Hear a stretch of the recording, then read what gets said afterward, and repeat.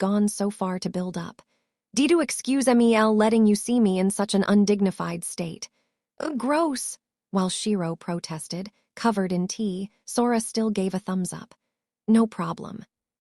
In our line of work, this is a reward, he answered with a wide smile. I mean F40,000, you and your jokes, WH, where could you possibly store? As the flugel girl continued to act suspiciously out of character, Sora took out his tablet. This contains electronic data. You know what that is. Anyway, 40,000 books from another world. Wah! The girl widened her eyes as if to burn a hole in the tablet Sora had produced. I had this to study for quiz games. But it's got encyclopedias, medicine and philosophy, science and math. Basically, everything people knew in general in our old world is represented here in pretty high proportion. At Sora's explanation, the girl cast eyes of doubt. Sir, you claim to hail from another world. Yeah, certainly, sir, you lie. Wah. Why? Though Steph had believed them right off the bat, it is true that the elves are skilled in the magic of summoning creatures from other worlds. I myself have some books from other worlds, albeit few. However, when a living thing is summoned from another world, it requires massive power to hold it in this world. For there to be people from another world, even with the power of old Deus, it would be an extreme challenge. Having heard this much, Sora, squinting, called Steph, sprawled on the floor. Steph, enough with the unconsciousness act. I've got a question for you. MMMGHH, why you knew? This isn't what you said earlier at all. You said it wasn't that odd for there to be people from another world. I don't know much about advanced magic, so there aren't normally people from other worlds then. Sora decided that it was about time to stop listening to anything Steph said. He began to think about how he could make the girl believe him. On the other hand, it would explain how humanity overcame the elven game.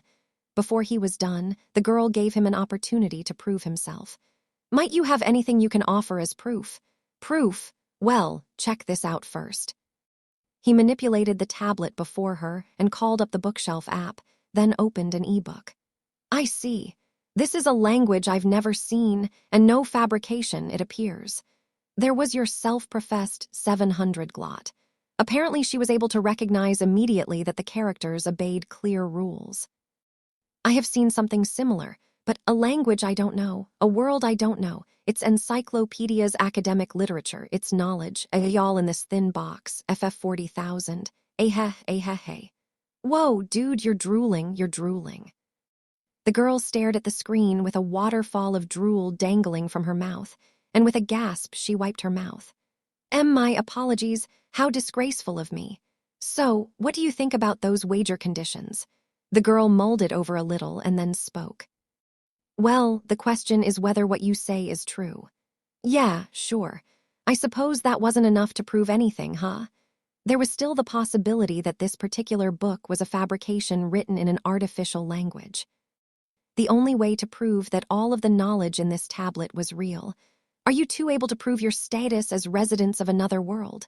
Naturally, it would come to that. However, honestly, I don't know. I'm a virgin. My sister's a child, as you can see. We aren't even clear on the individual differences between humans and our old world. So how do you expect us to know the differences between us and these guys? In a way, it made him look more manly as he laid it all out, loud and clear. I think you're the one who would know more, actually. Can't you tell me apart from the humanity of this world? Asked this, she observed Shiro and Sora carefully, comparing them with Steph.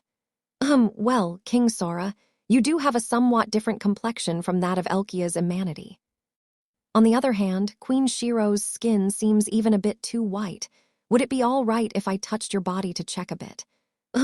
It depends on where, said Sora, proceeding with caution. Your erogenous area. Please go ahead until you're satisfied and continue even after you're satisfied. Despite Sora's answer, given decisively and without hesitation, Shiro put the brakes on. Brother, R18. GHGH, you're right, it was such an attractive proposal, too. However, like a doctor examining the body of the patient. The flugel girl spoke calmly, seemingly free from ulterior motives. All living things in this world have some small amount of spirits living within their bodies. Well, to speak plainly, checking nerve-dense areas will allow me to detect whether you have them, so. Stare. Steph and Shiro stared at Sora with eyes cold and half-lidded. HNGG, oh okay, but my underwear has to stay on. And Sora presented his conditions for a compromise. If you're gonna touch me, then I get to touch your erogenous area too. Why, that's quite satisfactory. What, really? Image, touchy. Hey, yes, is the feeling of this touch not to your liking? Sure. It feels good, yeah, surprisingly so. Indeed, he was moved in a way quite different from when he fondled Steph's breasts. So moved was he, in fact, by this mysterious sensation that he wanted it to go on forever. Having said that. But what is it, this feeling of betrayal? I just can't get my head around it, said Sora as he stroked the flugel girl's wing, while the girl was touching Sora's nipple. Oh dear, wasn't this an erogenous zone for you? Let's just say recognizing that as an erogenous zone is threatening to a man's pride. Let me also add that I was, how to put it, hoping you would touch me somewhere else. Touchy, touchy, touchy. Please don't touch me so precisely. I'll start making strange sounds. Sora, in light of her state, glanced at Shiro. My sister, I am only touching her wing. Is this not true? Totally wholesome. The siblings' harmony was what was called breath of Om. Before Sora had to say anything, Shiro took out her smartphone and aimed her camera. Well, I guess now I might as well show my Uber skills at touch-based porn games. Upon his words, Sora slid his fingers, SHK, SHK, SHK, from the base of her wing. In the middle of this trajectory, for an instant, the wing jumped lightly. Sora then focused on this one spot, trying out different levels of pressure, using both hands at multiple points. Yog!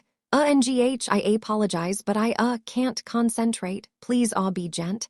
Lure, if you would. I guess this isn't bad itself. Brother, angle, close-up, please. Oh, understood, director, whoop. What are these siblings doing to a flugel? The idea that the two would sexually harass even a god-slaying weapon was starting to become something akin to respect in the eyes of Steph as she murmured, appalled. Thus, this process of confirmation continued until the flugel girl slumped to the ground. Image.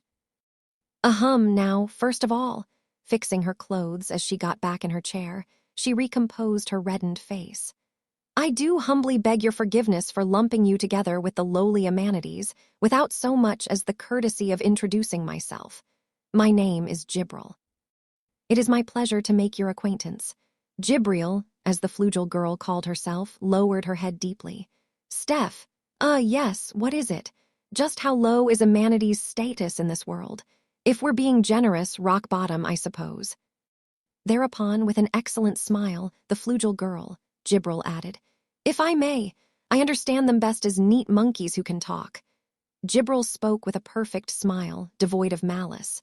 Oh, and for the record, I have no interest in ordinary amenities.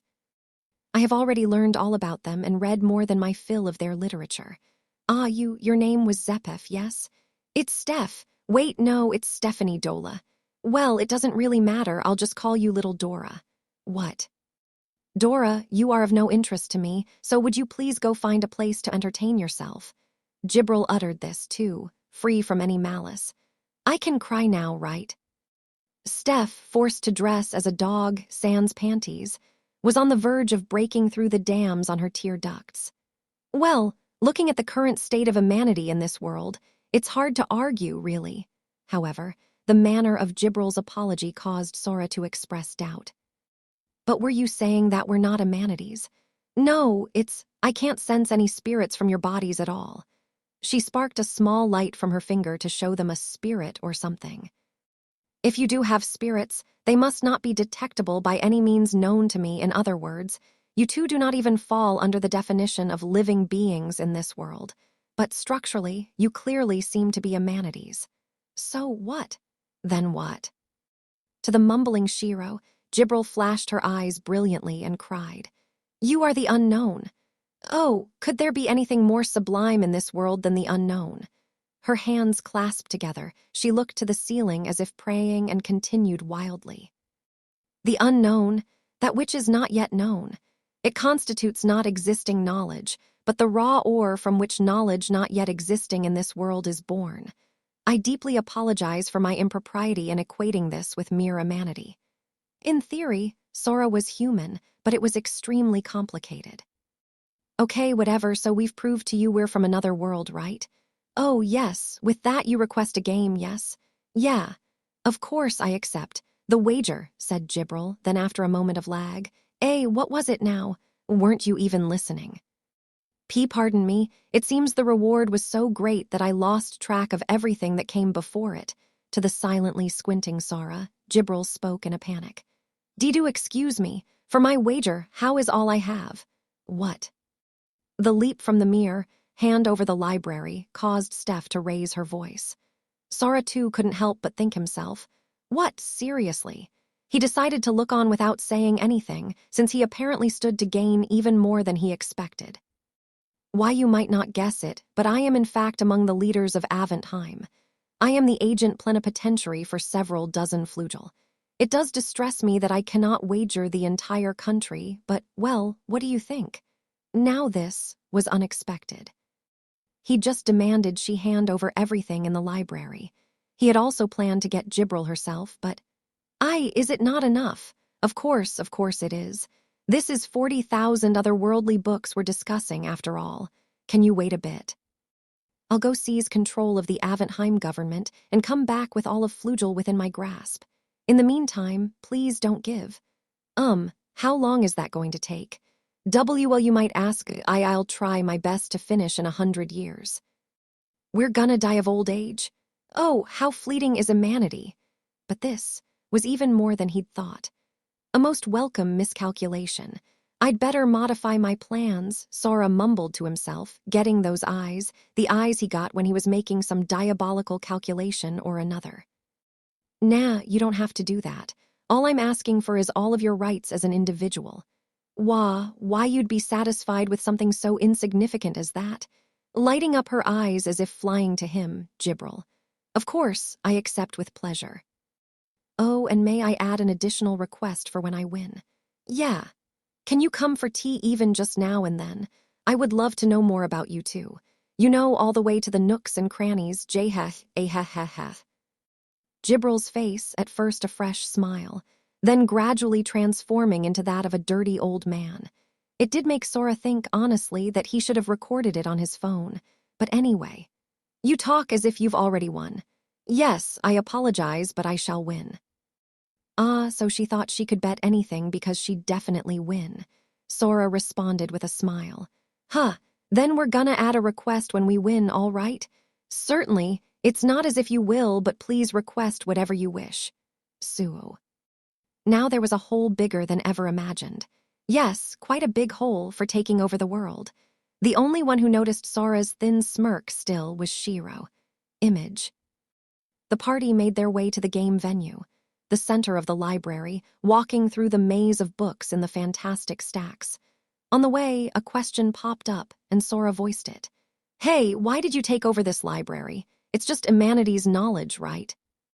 Oh, yes, well, my home country, Aventheim, lies on the back of a phantasma. Sora remembering Lapu No, the city of the heavens that had passed over his head. We need no food and live all but eternally, so territory is hardly a concern to us. But then, we have been collecting knowledge for thousands of years, so you see, we do run out of space to store books.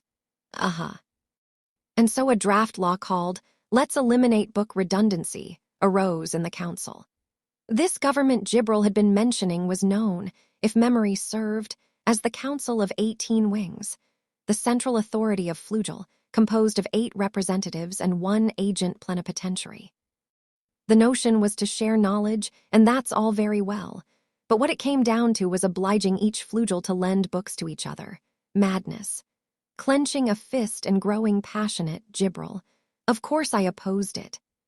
4 of the legislators, including myself, violently objected, and yet the council split 4-4, whereupon the allopotentiary, who holds the right to final decision, allowed this loathsome proposal to pass. She drooped in dismay, but then continued. As I could never accept such a thing, I flew off on my own to establish my own library. And that's why the linchpin of humanity's knowledge and wisdom was taken. At Sora's soft jibe, Jibril raised a fierce cry. But my books. It is my passion to keep my books organized and in pristine condition, even going so far as to control the surrounding temperature and humidity, and now I must allow them to be bent, folded, and sullied. Impossible. Unacceptable. If it weren't for that little wretch Tet and his prohibition against the use of force, their heads would be fly. Oh, here we are, this is it. Ooh, this girl is scary. Just so you know, Sora, said Steph to Sora, who had spoken his mind. The livelihood of Flugel today rests in collecting knowledge, but in the old days. But Jibril cut her off and answered herself. Yes, before the 10 Covenants, we liked to collect heads, with an innocent smile as if looking back on old, fond memories.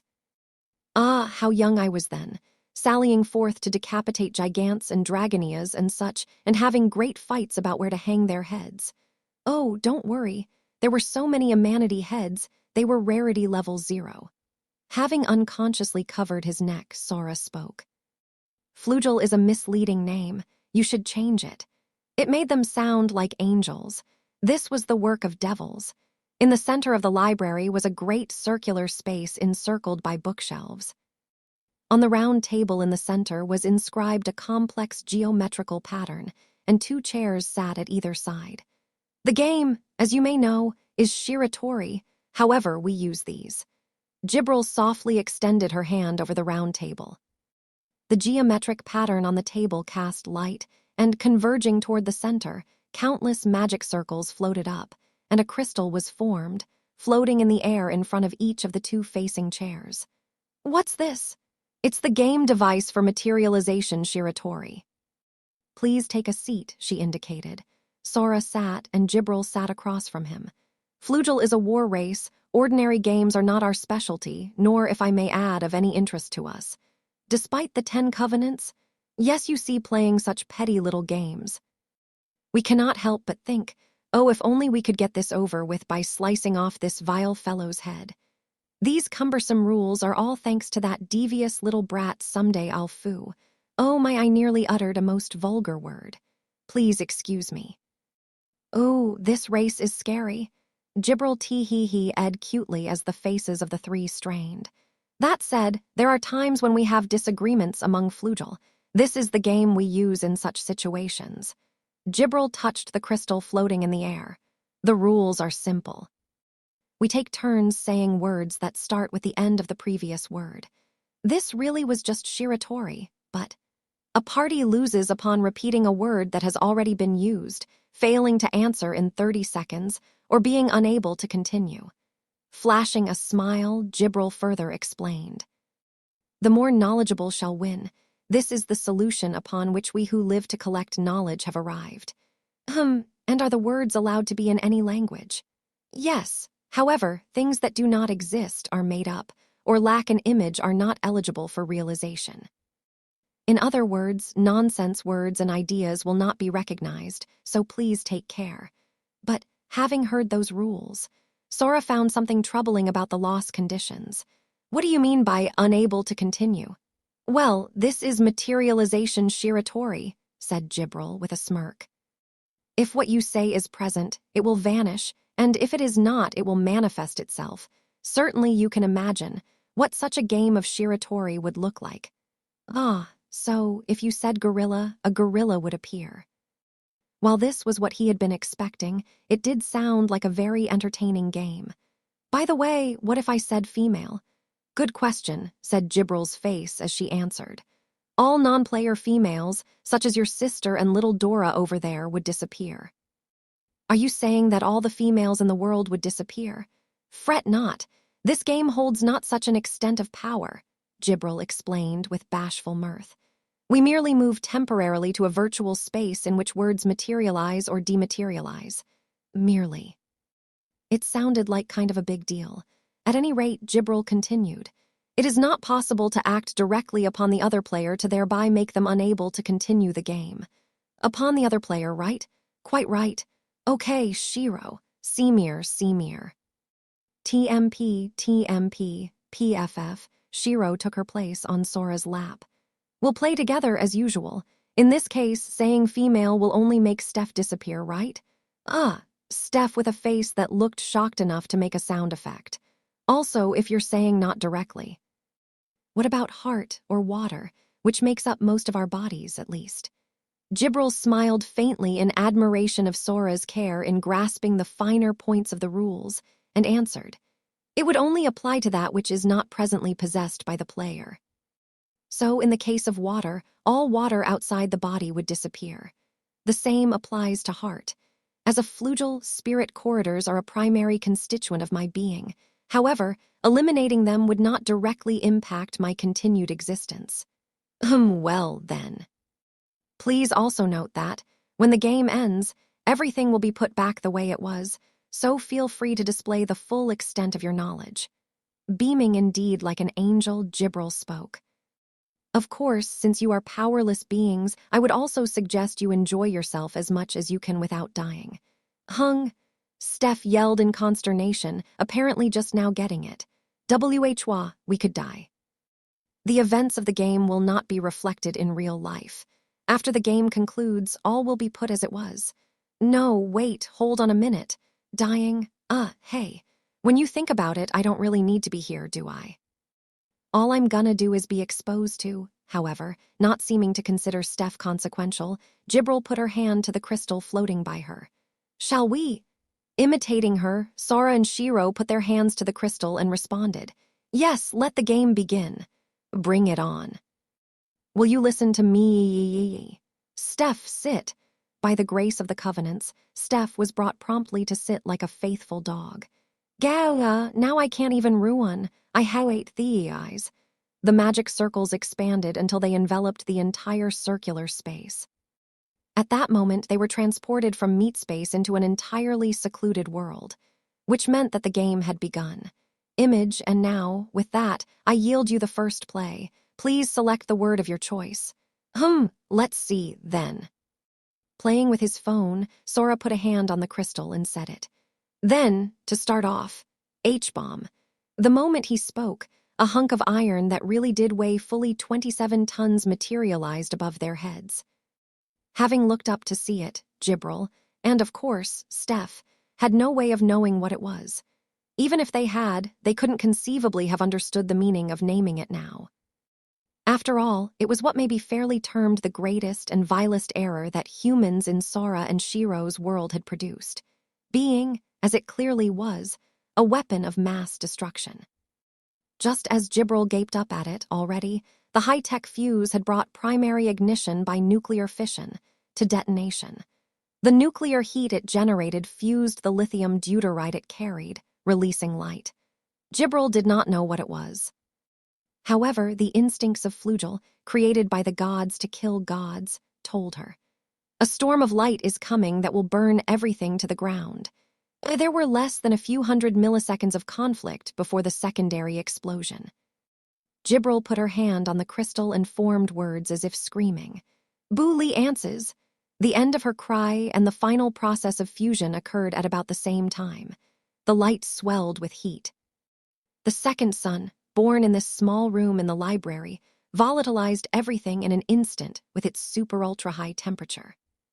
With a heat that meant instant death and the following shock wave, it made the building literally dematerialize, turning everything in a 1-kilometer radius to a plain of ash, in a whirlwind of overwhelming violence.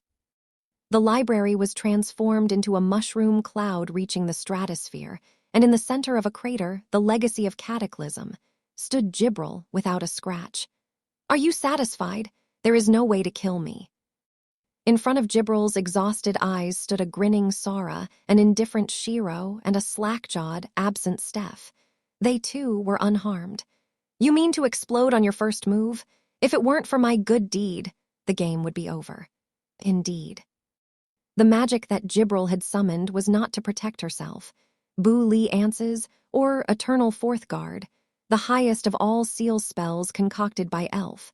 She had materialized and cast it to protect them, while she herself had taken the explosion directly without a scratch. Good deed. Hey, knock it off, Sora answered with twisted lips.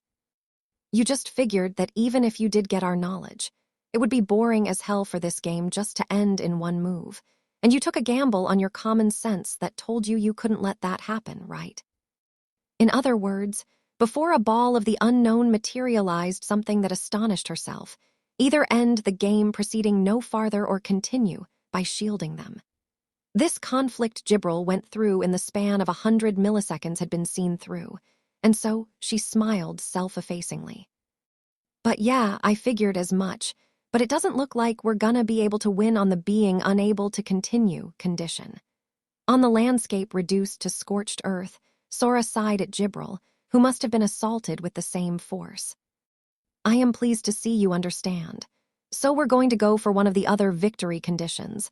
There are plenty of ways to win at Shiratori. Heh, what a fascinating fellow you are. As if to commence stage 2, Jibril spoke. Well then, I earnestly hope that you will maintain my interest. The subtext of her words was evident even to Steph. Even with that level of destructive force, they had failed to render Jibril unable to continue. On the other hand, Jibril could incapacitate them any time she felt like it. Easily, like glass. This was the meaning of difference in rank.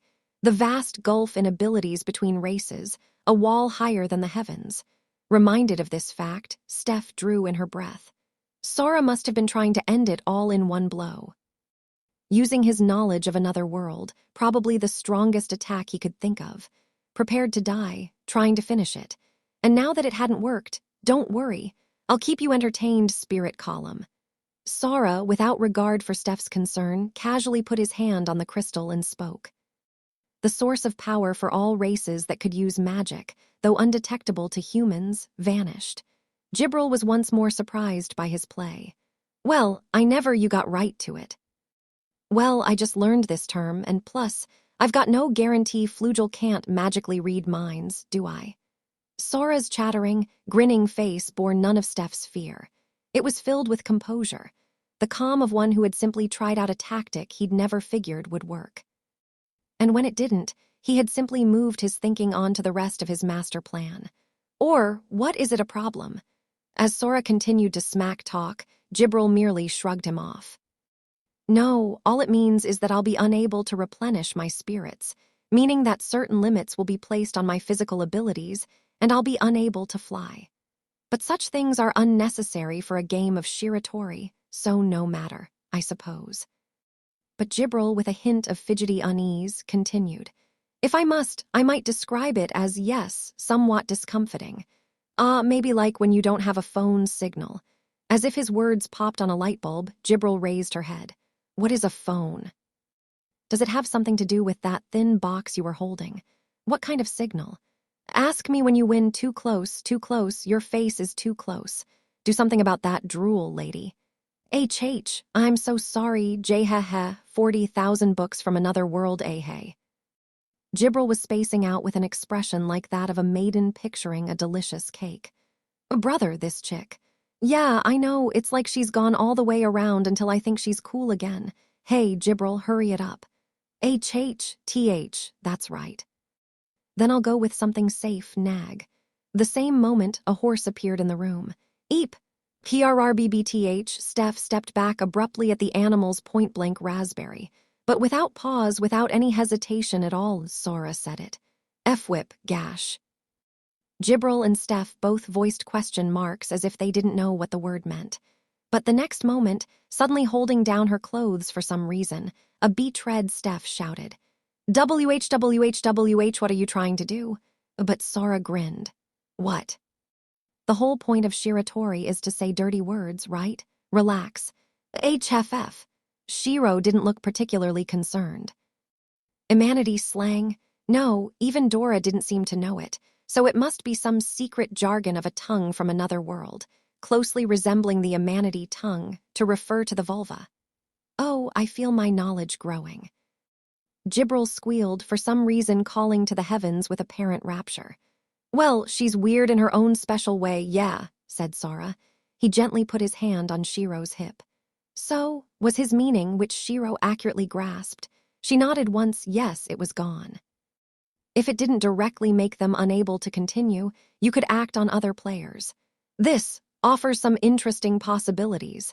Sora secretly laughed to himself, which only Steph saw, image. The game had been going on for about 10 minutes. Jibril fired off the latest in the continuing rally of words. This dusty lot grows so tiresome. Shall we enjoy ourselves a bit? Beach. Instantly, the landscape changed from the crater ravaged by destruction to someplace like a resort beach, lit brilliantly by the sun. Beautiful white sand and complex crags that put any tourist destination from Sora and Shiro's old world to shame. A sparkling coast with blue that could only be described as lapis lazuli. This must have been the image that beach conjured up in Jibril's experience. However, Sora covered Shiro as if to shield her from the sun. Nga, it sure is pretty, but the sun is too much for a shut-in to take. Headlights. There's some shade over there in which you certainly may take shelter, And there you go again with that casual slang. I'm not sure what you're after, but I am excited to see. String bikinis. Instantly, her word materialized. To put all the girls in bikinis. Well, technically, but Sora roared. Jibril, you don't understand anything. If you're going to put everyone in bikinis, obviously you need to dematerialize their clothes first. Don't you know how hard it is at this point to come up with a word that takes off all their clothes except the bikinis? Yes, they were indeed all wearing bikinis. Under their clothes, that is. I see. I truly do apologize. I failed to read your intent. Look here, you fools. Are you just going to clown around, or are you actually going to take this seriously? As Jibril gave her sincerest apologies as if Sora's words were deeply meaningful, Steph snapped. But as if he hadn't even heard her, Sora, with a single irritated tongue click, continued. Oh, well, in that case, saddlebags. Sora chose his mental image carefully before speaking to make sure he wouldn't accidentally erase Steph. At his side, a heavy-looking pack landed with a thud. Then, yes, how about squall? Yes, Jibril, that's more like it. At the moment Jibril said the word, wish, with the speed of a miracle, the siblings took out their phones and positioned them. The word materialized into a dust devil, a rising, swirling wind. That flipped up Steph's skirt. Hey, what is the eyes? Sora and Shiro started shooting Steph together in high-speed burst mode. Jibril, that was perfect. If it weren't for the bikinis, it would have been R18 because Steph didn't have any panties. But even with a bikini, when you look up the skirt, it's like pretty hot somehow. I am most honored. Ignoring Jibril as she responded with an amused smile, and similarly Steph, as she struggled desperately to hold her skirt down, Sora spoke. And now, Sora grinned, with this, it will be complete ladies' clothes. Instantly, his word materialized, or more accurately, dematerialized what was already present. The result being that all of the girls' clothes, including their bikinis, vanished. Of course, that meant Steph's and Jibril's and even Shiro's. After a momentary lag due to failure to process what had transpired, a scream rang out. Eep, Steph, face flushed, trying desperately to cover her body with her hands. Does this strike you as R18? But actually there was no problem at all. The reason being, hey, haha, what do you think, my sister? We are in the three-dimensional world, and still there are no genitals. Moreover, their shoes and knee socks, which are not ladies' clothes, still remain, making it even more awesome than full frontal nudity. Taking his devil pose, arms spread wide, looking to the sky, Sora declared boldly. There can be no doubt that this is appropriate for all ages, healthy and wholesome, tastefully erotic, but not obscene, for this is what I shall henceforth name the Great Wholesomeness Space. Brother Omega, props. Giving each other the thumbs up, the siblings photographed Steph as she made a scene. What are you even trying to do? I said there were interesting possibilities, right? Don't you think this is interesting? That's not how I would describe it at all. Steph shouted, as if she had been a fool for ever expecting that they actually planned to defeat Jibril. This was just the response expected from her, but then Jibril, pardon. Huh. Why, you seem to suggest? Your world has a rule that the nude body of the opposite sex is unhealthy. Your powers of deduction are remarkable. But the method of propagation of the race is the same as the races of this world, correct? Since you're not specifying humanity, can we assume flugel are the same? While Sora casually breathed sexual harassment, Jibril spectacularly disregarded it and worked herself up higher. But that's to say that the desire to propagate the race is unhealthy. Doesn't that contradict the very premise of living things, to procreate? Oh, and Shamrock. Jibril was naked and her breathing rough as she interrogated them, full of curiosity, nearly forgetting the 30-second rule before she hastily made her play. At Jibril's assertion, Sora simply clapped. Excellent, but if you said that in our old world, you'd just be labeled a pervert. The instinct to preserve the species is perversion. Shocked as if by a bolt from the blue, and then with an expression of rapture, Jibril's hands clapped together. Oh, how fascinating. I want to see this. I want to visit this unreasonable world. I can't say that I sympathize. Sora drooped at her response. Actually, your reaction is kind of boring in a way. He had been hoping to twist Gibril's smart face with shame, so to speak. Sexiness that is not shameful is scarcely sexiness at all. And then, with Gibril's body like a work of art, it was like, you know, how you couldn't get off on drawings that were too good. Brother, Steph is more fun. Yeah, I'll take video, you take pictures. Roger, hey, what are you tackling? It's okay. Just remember, there are no juicy bits, so it's not embarrassing. But don't forget the shame. What are you talking about? Image, and so several hours passed. After that, their playing field had become a space for which there were no words. In a jungle-like primeval forest stood Moe and a pyramid. In the center, Sora sat, chowing down on curry, naked, but wearing a 10-gallon hat. On his lap, Shiro stuffed mushroom-shaped snacks in her mouth, naked except for cat ears and a scarf. And then there was Gibril, who kept getting stripped of clothes any time she got something on, still naked. Finally, there was Steph, who, e.g. a $% image not dealt it plus section and tilde hish down psi infinity a-ring paragraph. Chased around by a troop of freakish pseudo-Thulhis, she looked just about out of San. Filling his mouth with curry, Sora spoke. MNCH, hey Gibril, don't you ever get hungry? Mantle. Not to worry. Unlike the powerless Amanities, Flugel have no need for food. Echo. Oh, I see, but don't you get sleepy? The sun's about to come up. Don't you want to resign? Heh, Flugel need no rest either, so please don't be alarmed. I still have an infinite supply of words. As I would like to draw out all the knowledge from you I can, I'll welcome your company for any number of days, months, even. Gibril delivered these chilling words sweetly, while still making it clear that she really intended to do just that. They suggested nothing but hopelessness to Steph. But, as always, Sora answered playfully. I'd really like to greet the morning in my own room, so I've got a pass, outer core. Is that so? If you are weary, I won't be offended if you lose intentionally. Ergonomic timepiece, Gibril murmured, before continuing. After all, you've already given me a fair bit of amusement for a frail humanity.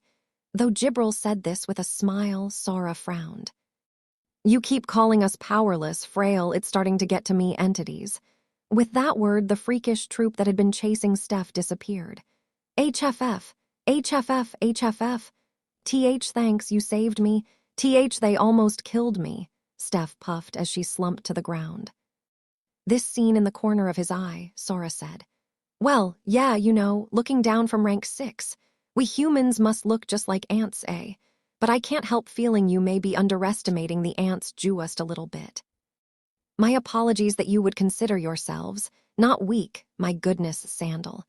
Gibril's reaction, as if she were sincerely taken aback, provoked a smile with a twinge of anger from Sora. If you think being tough and long-lived is power, you're the one who's stupid. The word made Gibril twitch. You think I'm inferior to Amanities? What Gibril felt for Sora's party was nothing like respect. It was more like the feeling one has toward an interesting book. In other words, mere curiosity. To be told that she was inferior to that book was entirely beyond the range of her expectation. Regardless, sneering at Gibril all the while, Sora continued. Weakness isn't having power or not. It means not being able to do anything.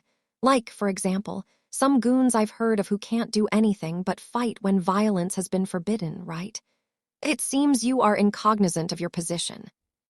Gibril's eyes, as she whispered, sparkled with what had greeted the humans on their first meeting, murder. Yes, Gibril could render Sora inert any time she felt like it. The fact that she hadn't was purely play, nothing more than a silly whim. Aren't you forgetting your place? Her gaze demanded. But still Sora took her head on as he spoke. Okay, I guess it's time I educate you on your weakness. Get ready, you bitch. And putting his hand on the crystal, Sora, Shiro, you ready? After addressing the nodding Shiro, Sora spoke to Steph. Steffi, have you caught your breath yet? Why yes, just barely thank you. Yeah, thanks for all you've done. If we hadn't had you to kite all the mobs, we couldn't have one. Gibril furrowed her eyebrows at Sora's casual declaration of victory. While a dazed Steph looked on, Sora said with a great big smile, So, Steph, why yes, This is gonna kill a little, so get ready. Sit. Image pardon? Steph, brought unceremoniously to the ground, had no way of understanding what he meant. Meanwhile, Sora and Shiro took a giant leap and said, lithosphere. Instantly, the ground disappeared. Mantle, outer core, these were terms that Jibril probably wouldn't know had gutted the planet. And then the word that signified the entirety of the top layer, lithosphere, dematerialized the entire surface of the Earth and left them all simultaneously falling toward the core that remained. Nevertheless, Jibril took it in stride. I see. So this is why you said spirit columns, the equivalent of spirit corridors, to deprive me of my wings. Despite not knowing what the words meant, Jibril recognized Sora's aim to drop them to the planet's core. She'd never actually seen the core of the planet, but she took a glance at it. Central temperature 6,000 degrees, surface temperature 3,000 degrees, perhaps.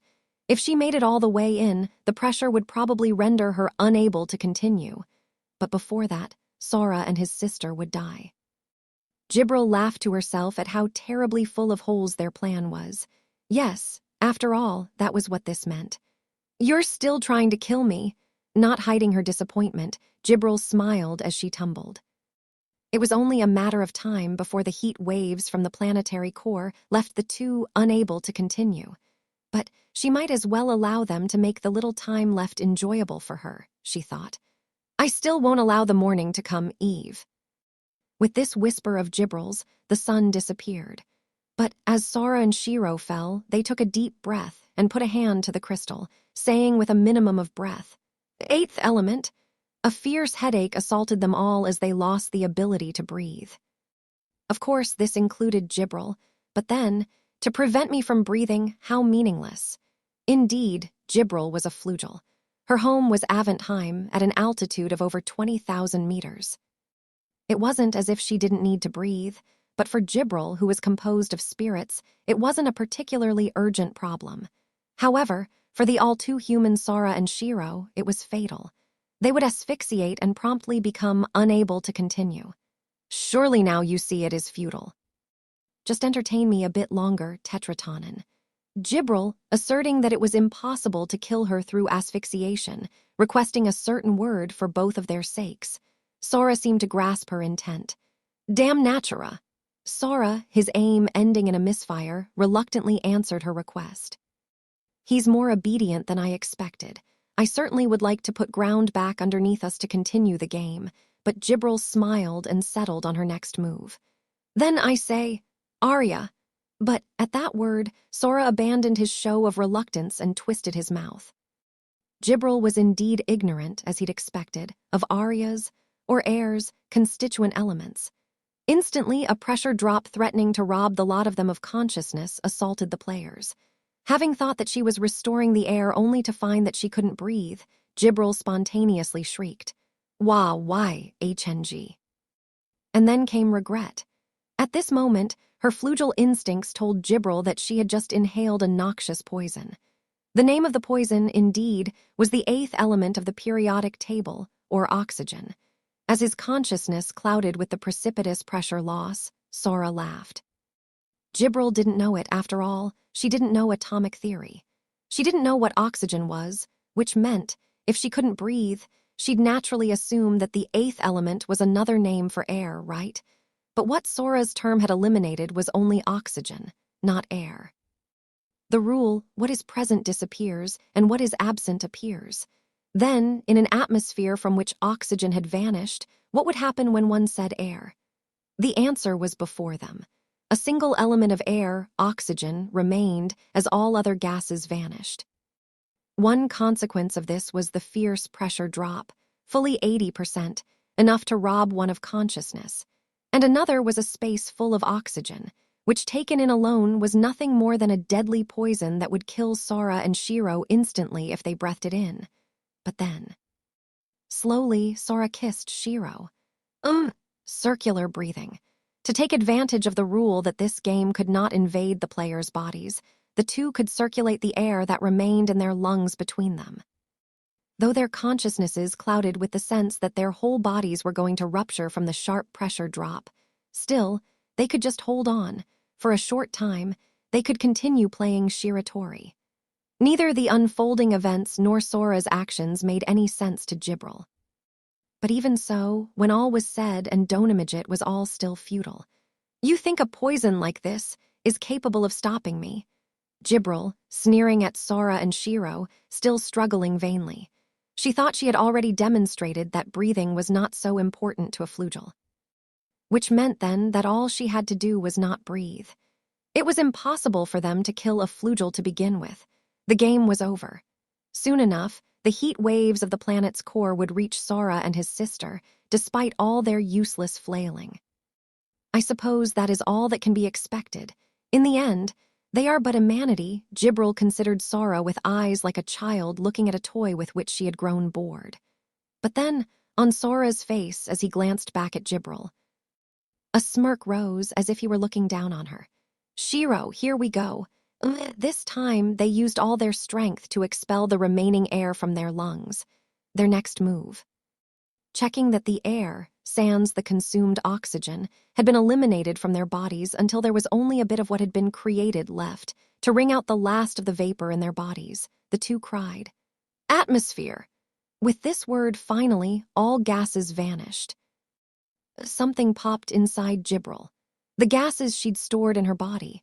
The zero-pressure environment created by the loss of the atmosphere wreaked havoc as it pounded her from inside, as if to rip her lungs apart. Sora and Shiro had exhaled in order to avoid this, but even so, Jibril could not be killed.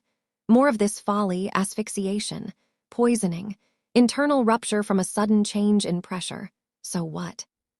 If they thought that the war race created by the gods to kill gods, that the flugel, were susceptible to the likes of such nonsense, their foolishness could hardly be overstated. A perfect vacuum. In such an environment, the two humanities would die first. So overwhelmed that she thought she'd make a wisecrack, Jibril opened her mouth and froze as she realized. Sound could not be transmitted. Sound is composed of waves of vibration transmitted through matter. Now they were in a vacuum, essentially in space. Without the medium of air, her words could not be carried to her opponent. One of the conditions of loss crossed Jibril's mind. You lose if you fail to answer in 30 seconds, and the time a person could survive in a vacuum was about 30 seconds. Had they been setting her up for this? Jibril was unable to hold back goosebumps. Indeed, if it wasn't possible for them to chase her into being unable to continue, they could gamble on the survival time of 30 seconds and finish her with the 30-second rule. At the same time that Jibril reached his conclusion, Sora's face came into view. While clinging to a consciousness that threatened to disappear any time due to the lack of pressure, hugging his sister with all his might, as if to pressurize her, Sora summoned a labored smile. His face looked as if it read, "You feel that? Now I see. Truly this is a most remarkable specimen." After things had come this far, at last, Jibril reevaluated Sora and Shiro. Indeed, it is an error to dismiss these as mere amenities, however. Jibril was unable to use magic. That was because she was a flugel, her body composed of magical spirits in the first place. And it was also because of the present situation, in which her spirit corridors had been eliminated by the invocation of the term spirit column. But all the more reason for me now to answer with the fullness of appreciation and respect. Breaking down her spirits, she was able to write a single word in space with light. Erratic. See how things really are. Jibril challenged, with the word she'd drawn in space in the language of humanity. They'd stretched their wills, called on their wisdom, honed their wiles, expended their mortality, and still it was not enough. Humanity could never win against the flugel. There was no way for humans to reach the heavens. It was an eternal, inviolable rule. Faced with this answer, the force draining from his arms like melting snow as he clutched Shiro, Sora felt his consciousness was dimming. But still, despite these desperate circumstances, for some reason, the two grinned slyly, put a hand on the crystal, and withdrew the note they had written ahead of time. A note that read, Coulomb Force. It was an interval too short to even be called an instant. As they fell through space, the air and the crust and the outer core removed, the space now devoid of a single atom. All that remained beneath their eyes was the planet's iron core. The high-pressure, high-temperature liquid metal sphere, sparkling white, burned Gibril's retinas. The planet's core, its iron atom core. When the Coulomb force exceeded the nuclear force it worked against, which pulled atoms together, it was an astronomical phenomenon that normally only occurred at the death of a supermassive celestial object, through gravitational collapse.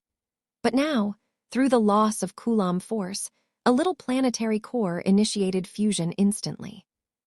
The end result had been dubbed in Sora and Shiro's world a gamma ray burst by photodisintegration of iron, or a multiple light-year star system vaporizing hypernova. The war race created by the gods to kill other gods were able to withstand a direct hit from a hydrogen bomb, i.e., heat exceeding that of the sun's corona, pressure totaling 50 megatons, oxygen loss and drastic pressure reduction due to the vaporization of the air, and the residual toxicity thereover. Rank 6, Flugel.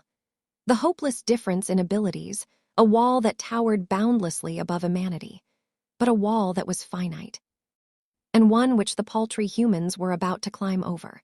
In the airless, soundless space, still somehow unmistakably as Sora feebly raised his index finger, Gibril felt that she heard his words. You think you can take force on par with the beginning of the universe at 50 billion degrees Celsius. Let's see, Flugel. Gibril did not know what was happening or what Coulomb force was. But her instincts as a Flugel screamed that something incomparable to the explosion she had weathered at the beginning of their duel was transpiring. Something no concept in her vast stores of knowledge was capable of stopping. A light that would return heaven and earth to nothingness would assault her in less than a tenth of a second. It can't.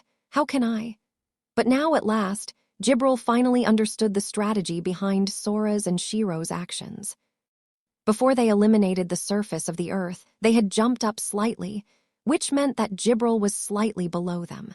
Whatever heat might come, it didn't matter. Whether it was a trillionth, a quadrillionth, a quintillionth of a second. The one who died first would lose, and then she realized. So this was his true intent in taking my wings. The first explosion had been a test of whether he could materialize concepts that were not known to both of them. After that single move, this man had already deduced all of the information he needed. It had been futile to try to kill her with heat, or with pressure, or with poison, but he had known that from the start. This series of exchanges was just a diversion. It had been a farce to make it look like he was betting it all on 30 seconds. Everything was a trap. As Sora's index finger indicated, the game was already over with the first move.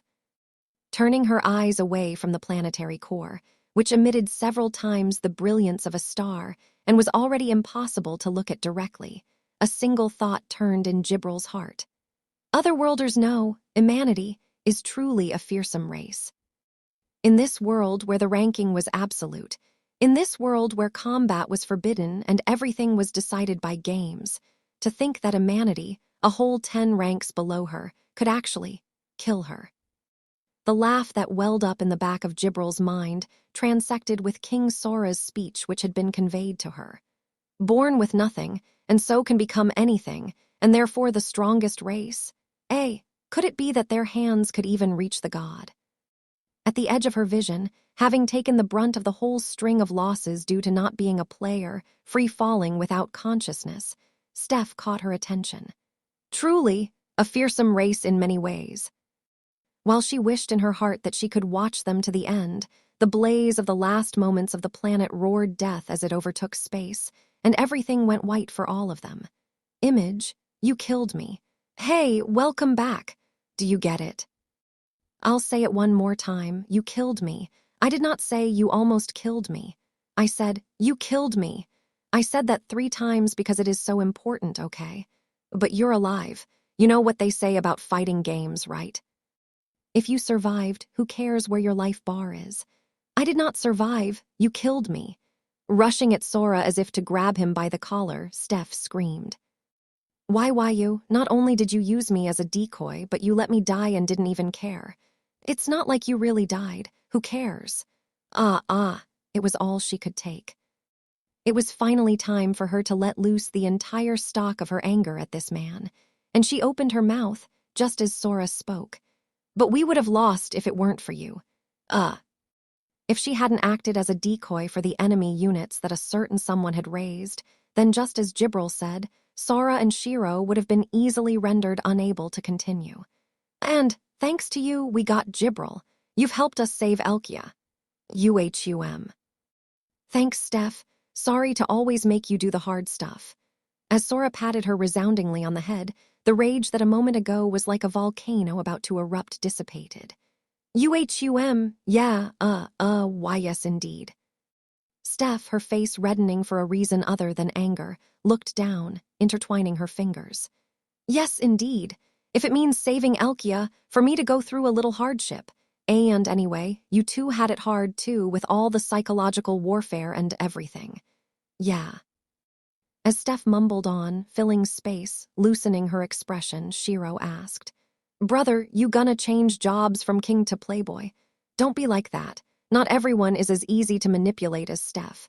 I can hear yow woo woo. I hate this. I hate you. Steph cursed the god.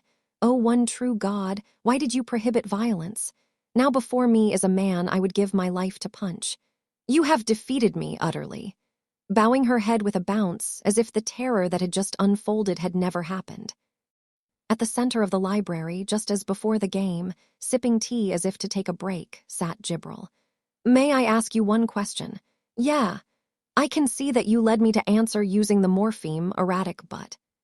Sora's show of anger had been another act, to make her think of a word associated with incompetence. But still, there must have been infinite other possibilities. What were you planning to do if I picked another? We prepared for about 20. But yeah, if you'd picked one other than those, we would have been pretty screwed. Though Sora said this with playful cheer, still Jibril knew. This man, in that short amount of time, had read her personality and narrowed it down to 20. But even so, it was too risky of a gamble. For this game in which he only had Jibril's word that everything would be put back when it was over. This man had even used the time limit of his survival as a bluff, and to that, she could only say with the utmost respect, You're quite mad, aren't you? Sora took this with a chuckle. At his words, those she'd awaited for the 6,000-odd years since her life began, Jibril's eyes widened, and she gasped. We're taking on God, we gotta have mad skills, right? It rang in Jibril's ears like gospel and made her heart quiver. Taking on God, aiming their bows at Tet. Jibril, desperately hoping for the best but still steeling herself for a denial, had to ask, Are you in earnest? Having realized the truth, Sora replied, Sure we are. I mean, haven't you wondered how we got to this world? He went on as if revealing a spoiler. I'll tell you the answer first. The one who summoned us to this world is Tet. It robbed Jibril of her ability to speak. We beat him at a game, so he threw a fit and brought us into this world, telling us to try beating him by the rules here. He's the one who set up this game. We have no choice but to take him down, do we? That's all it was. Usurping the one true God was as simple and obvious as that. So, Jibril, from today, by the grace of the covenants, everything you have is mine. As Sora spoke, Jibril could only gaze at him as if he dazzled her. There are many things that need to be done in order to overthrow the god, but there are only so many things that can be done from humanity's current position. We need to do anything we can to get power, knowledge, and chips to bet. Your knowledge and presence will be useful. She was like Mary receiving the word of God. Oh, and those books on my tablet, they were just bait. You can look at them all you want. As people from another world, what we need most to take over the world is someone with knowledge. If it's gonna help you become even more knowledgeable, we want you to read your fill and make good use of them. Jibril's eyes were moist, as though she was drunk, but Sora continued. Also, you're free to keep using this library to store your books just as you have. However, humanity needs it too, so you have to let the Academy use it again. You will be responsible for the books. How does that sound? At this string of words, Jibril at last knelt before Sora. Dropping a single tear, she clasped her hands as if in prayer. No, actually in prayer, she bowed her head. Oh, my departed lord. Artosh, thou who granted us life, and now hast none. At last, we have fulfilled our ardent desire to find a new master worthy of our service, of our submission. Is that really your reaction? Steph, dissatisfied with this turn of events, dropped her shoulders and muttered. Jay, just so you know, these siblings are perverts, okay? They make me dress disgracefully, they make me act like a dog, they're foul-mouthed, beastly, twisted human garbage, okay? Steph, beg. SC, they even do things like this. But Jibril, already far away, answered vacantly. Do you mean to say this poses a problem? Huh. They will defeat Tet, who assumed the throne of the one true God without fighting. They brought vast riches from another world. They, as mere Amanides, defeated an elf and even myself. They are those who revolutionize all conventional wisdom. She folded her wings, moved her halo back, and bowed her head. This was a Flugel's single gesture of absolute loyalty, shown only to her master. Majesty, my master, my lord. Yeah. I am Jibril, one pair of the Council of 18 Wings, of Ixid rank 6, Flugel. She attended him solemnly, as if making a vow before a god. All that is mine belongs to you, my lord. Now that my thoughts, my rights, and my body belong totally to you, Lord, it would be my greatest delight if you would use them to their fullest, as a foundation on which to build your grand plan. Sure, leave it to us. Right, Shiro. We gotcha. This is absurd. Also, just how long do you intend to keep me acting like a dog? Still in the pose of the last command, beg. Steph's scream resounded and echoed throughout the library. Capoon, the manga sound effect for bath scenes. Yeah, right. Anyway, it was bath time. For today, actually, just for the second time for Shiro since her arrival in this world. So, again, I have to wash her while you stand fully clothed. Don't worry, there are no cameras this time. Anyway, Shiro, get used to taking baths already. Makes my hair all scratchy. I don't like it, complained Shiro once more, sullenly, with a pout. Come on, Shiro. We moved around so much today, you've got to take a bath. Shiro had never, indeed, no human had ever experienced a day as eventful as this one had been. In that case, Jibril popped out of nowhere and addressed Sora. Whoa, Jibril, where did you come from? I will come from anywhere to be by your side, master. More to the point, if you have hair concerns, why not try this shampoo? She pulled it out. Brought to you by Flugel, a shampoo specially formulated with spirit water. Your hair will shine, and you'll have a whole new look, soft and sleek, without doing any damage at all. Quality you can count on. Sora interrupted the Flugel, who was spouting lines straight out of a commercial. Wait, before that, let me point out an issue here. Why are you naked? Shiro started turning her head at these words. Steph, don't let Shiro look this way. It's not appropriate for minors. It's quite all right. I have judged there to be sufficient steam to avoid impinging on these moral codes you spoke of, master. Jibril's got skills, with Shiro's murmur. Sora inwardly sympathized. But no, I mean, in the first place, why do you need to be naked just to bring shampoo? At this question, Jibril kneeled and bowed her head. For I, Jibril, am your humble slave, master. It is the natural duty of a slave to wash her master's back and hey. You call yourself a slave when you're making that face. You textual deviant. It could be assumed that her intention was to check all the particulars that she had failed to check before the Shiratori game. But Jibril, stay. Jibril was forced to sit on the floor on Shiro's command. What? What is the meaning of this? Though she'd become Sora's property and had sworn fealty to Sora and Shiro, was Sora the only one to whom she was bound under the covenants? But then, oh, I see. Cause Shiro and me share all our stuff. If Jibril became Sora's, that meant she automatically became Shiro's. Sora arrived at this conclusion after Shiro. I'll use your shampoo, but our 18 developments are off limits. That's my Shiro, your brother admires that coolness you've got. Chills, man. While Sora swallowed, Shiro stayed cool. Jibril, you can watch, but stay.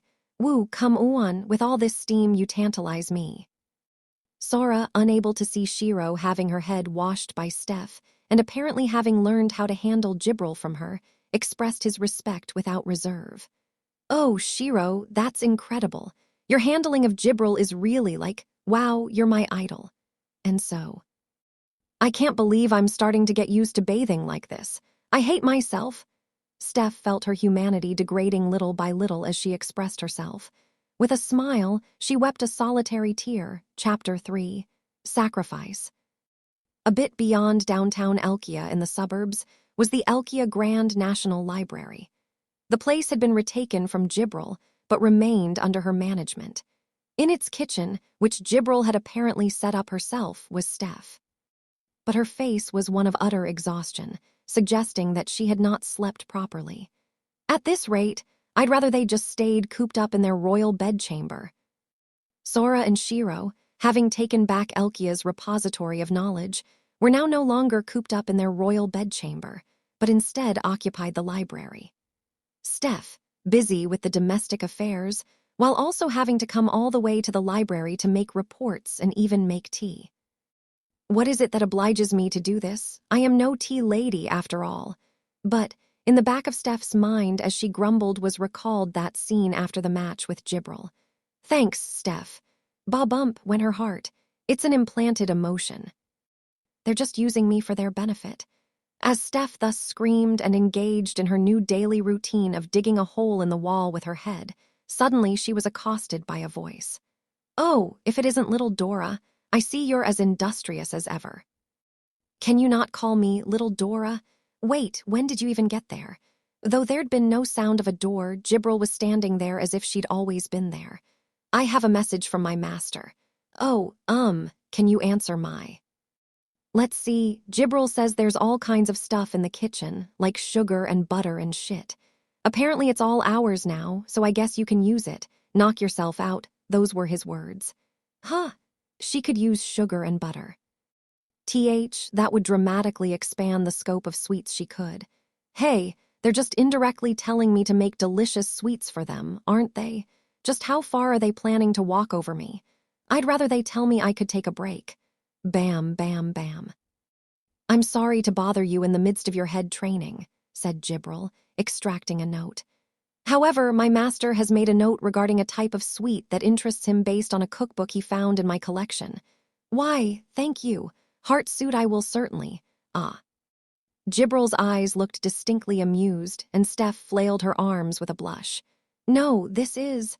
I have heard the story. It seems that my master ordered you to fall in love with him. Exactly, and by some kind of swindle tantamount to fraud, you know. Can you believe it? Steph, seizing on excuses to justify her actions, raised a smoke screen. Meanwhile, Jibril seemed all the more curious. Well, I don't know. I have little understanding of the ways of humanity, love. Please forgive me. Oh, is that so?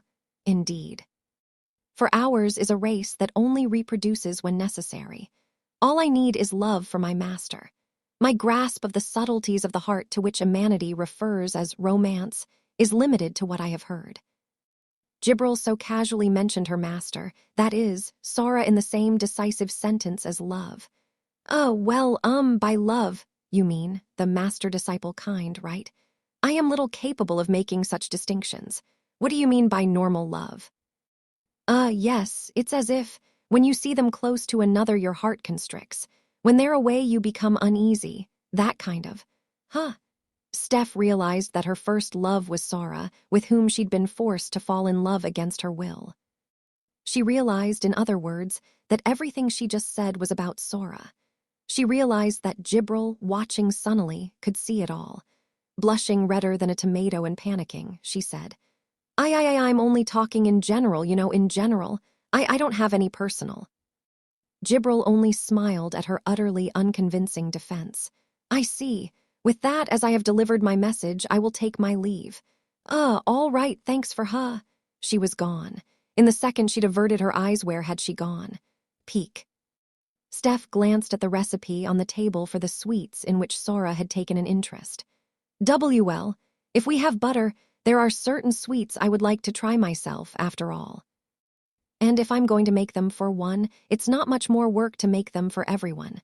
Yes, that's it. It's in passing, only in passing. Steph started to rummage through Jibril's kitchen. Oh, the first thing is to figure out where everything is, I suppose. Let me explain. Eeg! Jibril popped up once more soundlessly from behind. The preparation equipment you will need is in this cupboard. The dishes are over there. The ingredients and spices are on the shelf above. The tea set is here. The oven was made in Aventheim, but I have summarized the directions for you in Amanity here. With that, I leave you to your devices.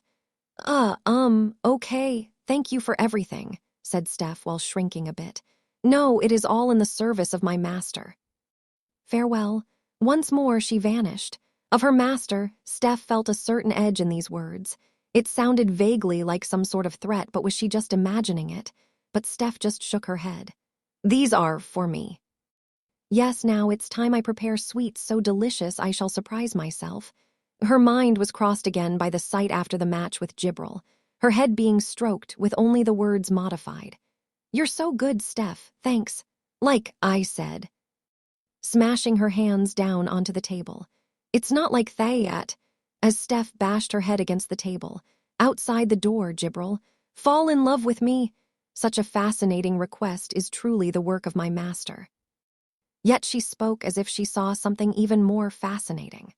Though Jibril did not well understand the feelings of Amanity, she did at least know something about the theory of romantic affection. Love burns in a flash and cools just as fast. Why is it that Dora, who has not been ordered stay in love, should be affected long-term? Hee, how endlessly intriguing. Thus giggling quietly, she faded back into the void. Red, it's blued. Jung. With Steph passing out at her own blood, it looked like the sweets would take a while longer. Having rubbed ointment on her forehead and dressed it, Steph carried with effort the 4 servings of tea cakes she'd completed after recovering from unconsciousness. Hee, now these are perfect. Steph congratulated herself on being flawless now that she had sugar and butter again, then headed for the room at the back of the library, so as not to let it be thought she'd come just to hear Sora's praise. And found that, with her hands full, she couldn't open the door. This situation gives me an odd sense of déjà vu. Were the déjà vu to continue, her opening the door would be punctuated by finding no one there, she thought. In the end, fortunately, the déjà vu did not continue. Rather, so, Jibril. A man was interrogating Jibril with the most serious face imaginable. Will you tell me about the country of animal-eared girls I'm about to conquer, about this Eastern Union? A man one didn't want to believe could be entrusted with the fate of humanity was there. Yes, Lord, the Eastern Union is a country with a complicated background. The Eastern Union, the country of rank 14, werebeast. Though the werebeasts were considered a single race, it included countless tribes based on differences in physical characteristics. As a result, for many years, they cycled through civil war and truce among a number of small, disparate islands. Then suddenly a figure known as the Shrine Maidens subjugated and unified them over a period of only half a century. Now it was an enormous maritime empire, the 3rd largest nation in the world. Differences in physical characteristics like, some have cat ears and some have fox ears. Sora responded to this part deadpan, to which Jibril answered. Yes, but perhaps even more critical than differences in appearance is differences in function. Though they are called werebeasts, please do not think that their physical abilities are merely beast-like. For some tribes and individuals possess abilities approaching physical limits, and such unthinkable abilities allow them to even read minds. In addition, some individuals called blood breaks even go beyond. Sure, I get the picture, so. The animal-eared girls are mine. Now, how are we going to smash this Eastern Union? This king was hopeless. I'm sorry to say, Master, that it is most likely impossible. The one who dumped the cold water on him turned out to be none other than she who called him Master and claimed obedience, Jibril. Wah, Jibril, for what did I invite you into my party, as a sage? How could you say such a thing about my godly scheme that fulfills both my private desires and the national interest, to pet animal-eared girls? Despite how fearlessly he displayed the extent to which his self-interest overrode important national concerns, Jibril remained unmoved. Master, I am most humbled. However, I do feel that even the two of you may be unable to defeat the Eastern Union." At these words, Sora and even Shiro, who'd been reading a book at his side, squinted and glared at Jibril. Are you trying to say that blank will lose?" "No, I worded that poorly. I simply meant that things may not proceed as planned. The reason being, I myself have once challenged the Eastern Union and lost." "What? Seriously? Wah at Shiratori?" "No, as it was I who initiated the challenge. How many games could beat a freak multi-purpose humanoid decisive weapon like her? It was most likely the other party who selected the game." "Most likely. If I may add, the elves. Elven Guard has challenged the Eastern Union to a formal battle of nations 4 times in the last 50 years, and each of those times, they were defeated," said Jibril, as if stating an unwelcome but inescapable fact. But more importantly, Sora had to understand what her words meant and why Jibril had gone so far as to state that it was impossible. Could it be? But if it were the truth, it would mean, after all, the Eastern Union demands as a wager that you lose your memory of the game. That, at present, it was impossible to win. Bowing her head in reverence, Jibril spoke. "My master indeed is wise. For this reason, not a single detail of their game or games is known." Well then, the race known for superior senses and some kind of sixth sense that let them read minds had gone so far as to erase memories to conceal their games. There was no place to dig. There was no way to learn from loss. Indeed, to challenge them under these conditions, with no prior information, would be suicide. But that left several unanswered questions. Elven Guard lost 4 times? Elven Guard. The thing was, he knew from their experience in the tournament to become monarch of Elkia what a pain those elves could be. Even against Clammy, who had merely called on their power indirectly, he was sure to have lost if he had had no prior information. Even attacking with 2 or 3 lines of defense prepared, she had forced them to struggle. And they were the largest country in the world. To be able to hold one's own against that. Yes, and as a consequence, I suspected the involvement of a higher race. Yes, just as Elven Guard had tried to do to Elkia. Someone else who could even have pushed aside the elves might have turned the Eastern Union into a puppet state. And I was so curious about who could be behind it. Were that the case? You challenged them and got your ass handed to you. I can say nothing in my defense. Well, then, that explained why Jibril stated it was impossible. If they didn't know anything about the game and had no way to bluff, there was no room for strategy. And in this case, Sora's crew, who had no weapons but wit and wiles, was all but doomed to be prey. But even so, there was a doubt that couldn't be wiped away. Isn't the one who's challenged at an overwhelming advantage in this world? The 5th of the 10 covenants. The party challenged shall have the right to determine the game. Obviously, someone who could select the game that suited them was in a superior position. But then if they erase all the memories, after a while, no one would try, right? Yes. It was like nuclear deterrence in Sora's world.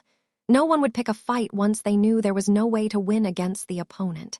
Defensive, defense.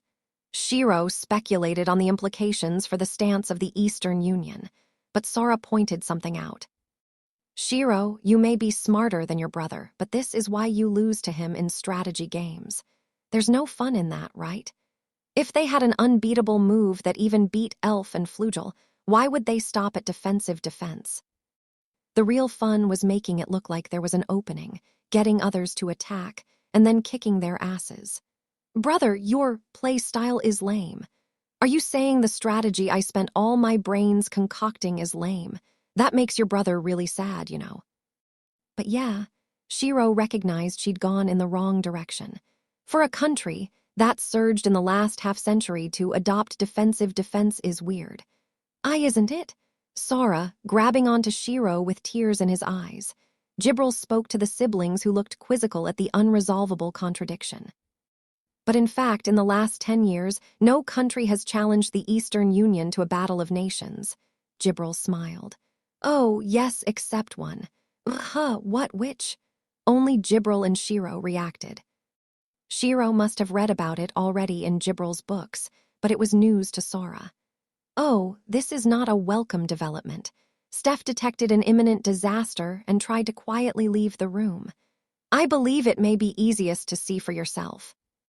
Dora should come along, of course. HNGMH? Not knowing when she had been approached, Steph raised her voice at the hand on her shoulder. Please hold on to me, everyone. Hold on. Sara and Shiro obediently grabbed Jibril's clothes. And please do not let go, for now we begin.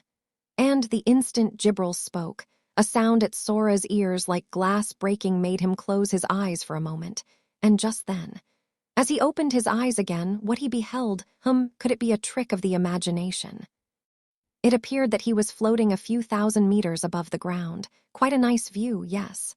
What splendid weather we have today, visibility should be. Wait, Jibril, hold on. First of all, what did you just do? Sora interrupted Jibril, who went on as if nothing had happened.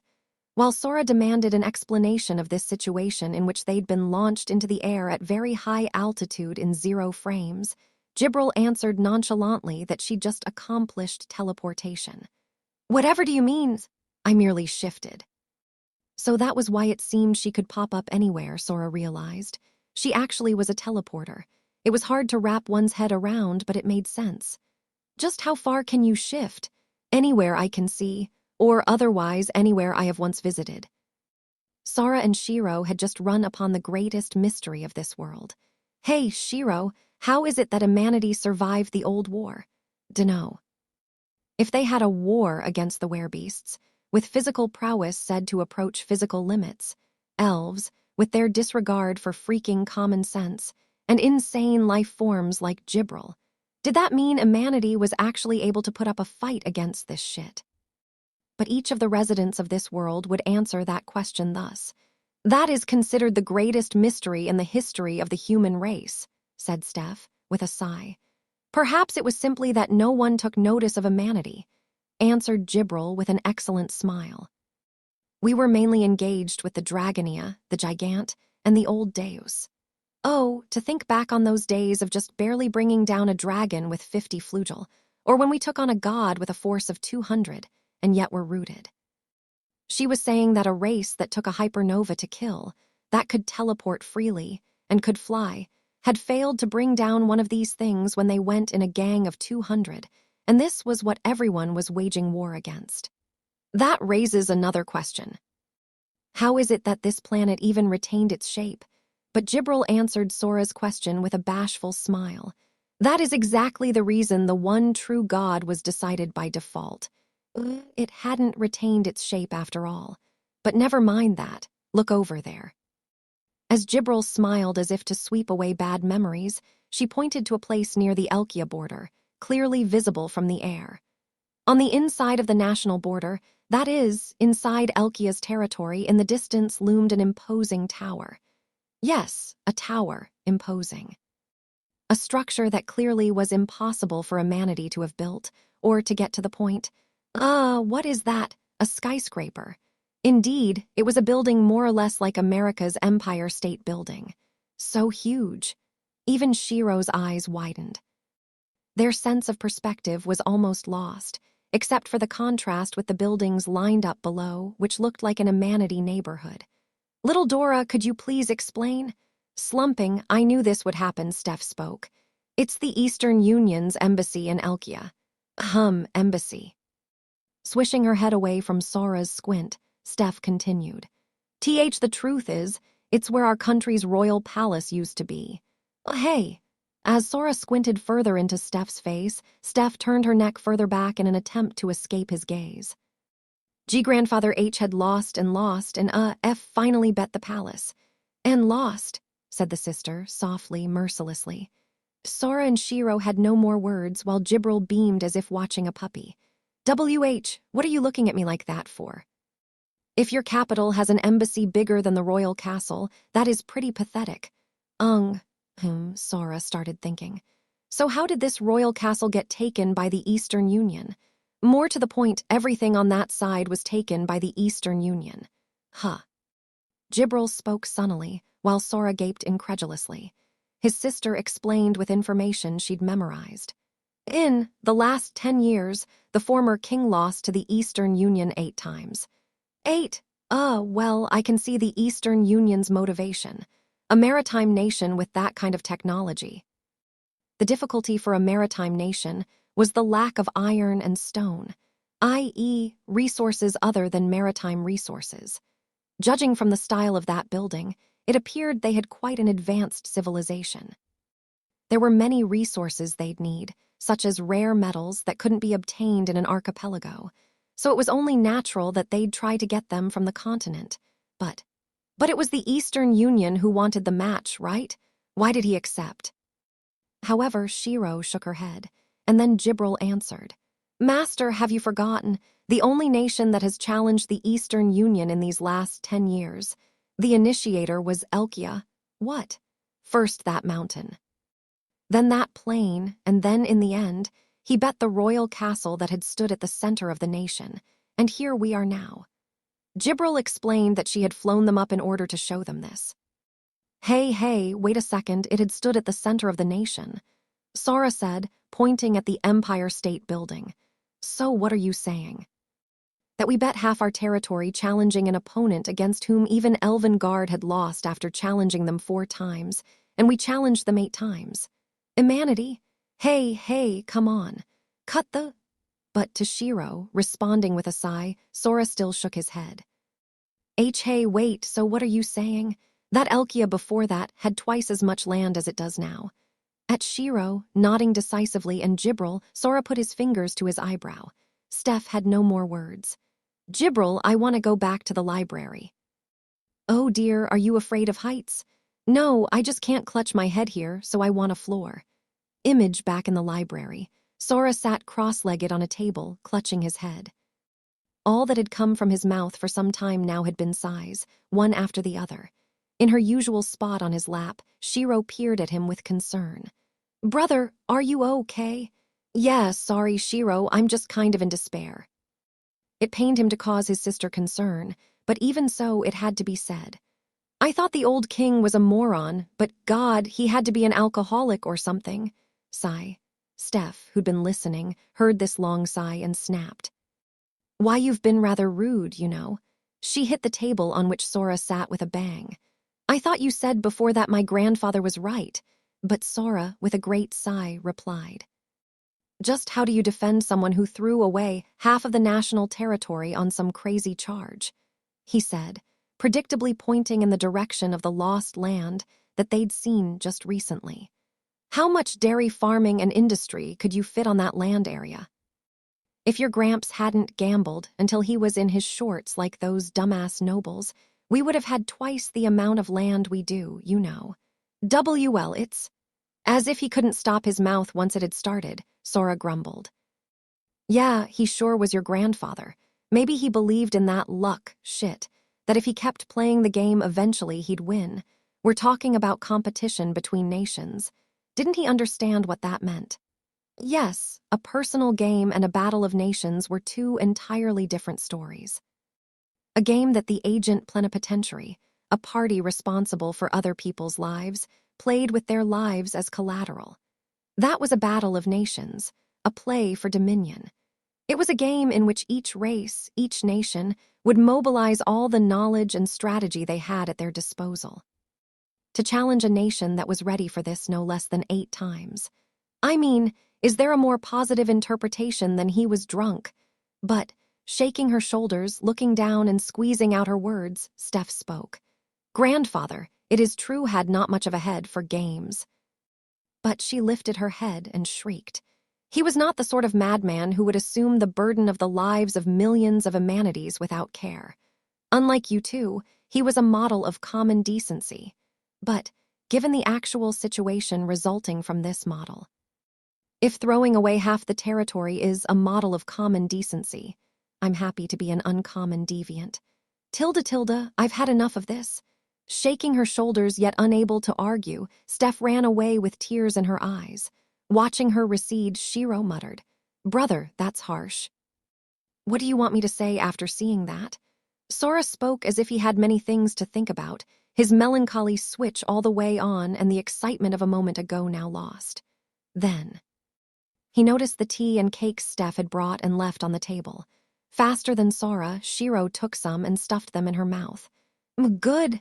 Hearing Shiro's usually monotonous voice take a leap, Sora picked at the food reluctantly.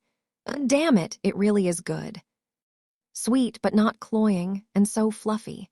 Though they had eaten Steph's delicious homemade sweets the other day, those paled in comparison. Probably she'd looked at the recipe and put her own touch on it, struggling in the kitchen. Shiro imagined it as she stared at Sora. Jibril merely closed her eyes, waiting for orders. Tearing at his hair, Sora spoke. Fine, I'll give it a shot. Image Elkia Royal Castle, the former royal bedchamber. Since Sora had in fact taken the one-story structure erected in the courtyard, it was now Steph's bedroom. Buried in its gigantic, literally king-size bed, sniffling and muttering, Steph spoke. Liar, didn't you say you were going to prove that grandfather was right? Steph was on her stomach, wetting the pillow she held to herself with her tears. Grandfather was not a fool. Holding the key she carried with her everywhere, she saw her grandfather's face. Image, grandfather, what is this key for? Oh, there now, Stephanie, you mustn't touch that. Why not? What's it for? This is the key to a place with something very important to your grandfather. Important. Oh, I remember what father was saying. Grandfather collects books he can't show people. And no, Stephanie, that is another matter. This is the key of hope. Hope. What does that mean?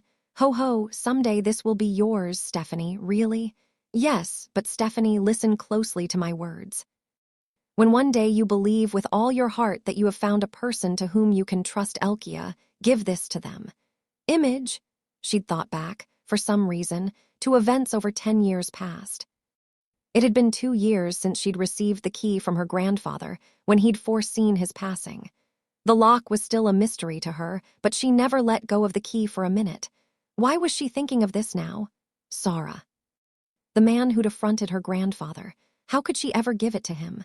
Dora, do you have a moment? Eeyog. Vip. Jibril appeared out of space, peering at Steph from her bedside, causing Steph to leap and scream in an excess of shock. WHWH, what is it? Why you're trespassing? I have but a simple matter I wish to convey to you, so please don't worry about that. That wasn't exactly the point. It is my recommendation that you return to the library at this time. What, at this time? Do you know what time? But, perhaps inattentive of Steph's opinion, simply bowing once and continuing unperturbed, Jibril continued.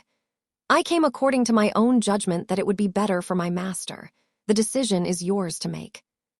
With this unasked-for announcement, she once more melted into space and disappeared. That was the flugel for you. Their thinking must have been totally different from Amanity's. Steph was disconcerted over the disjoint, but chewed over Jibril's words. So she was trying to tell her to go back to Sora now? You must be joking. How do you expect me to go right after that? Steph pulled up her blanket, but the tick-tock of the clock in the room kept her puffy red eyes open. She thought of the words of her grandfather that she'd just remembered, and the man who'd just affronted his memory. Could it be just because Jibril came and talked to her, or was there some meaning in her having remembered that? Oh, fine, then. Pushing aside her blanket, Steph got up and out of bed. Image Elkia Grand National Library. Though Steph had been here many times before, for some reason she still entered with quiet steps. In any case, Sora and the rest were probably in the room at the back as usual. With that assumption, she slinked up to the room and found the door slightly open. Peeking in, she saw Sora, Shiro, and Jibril.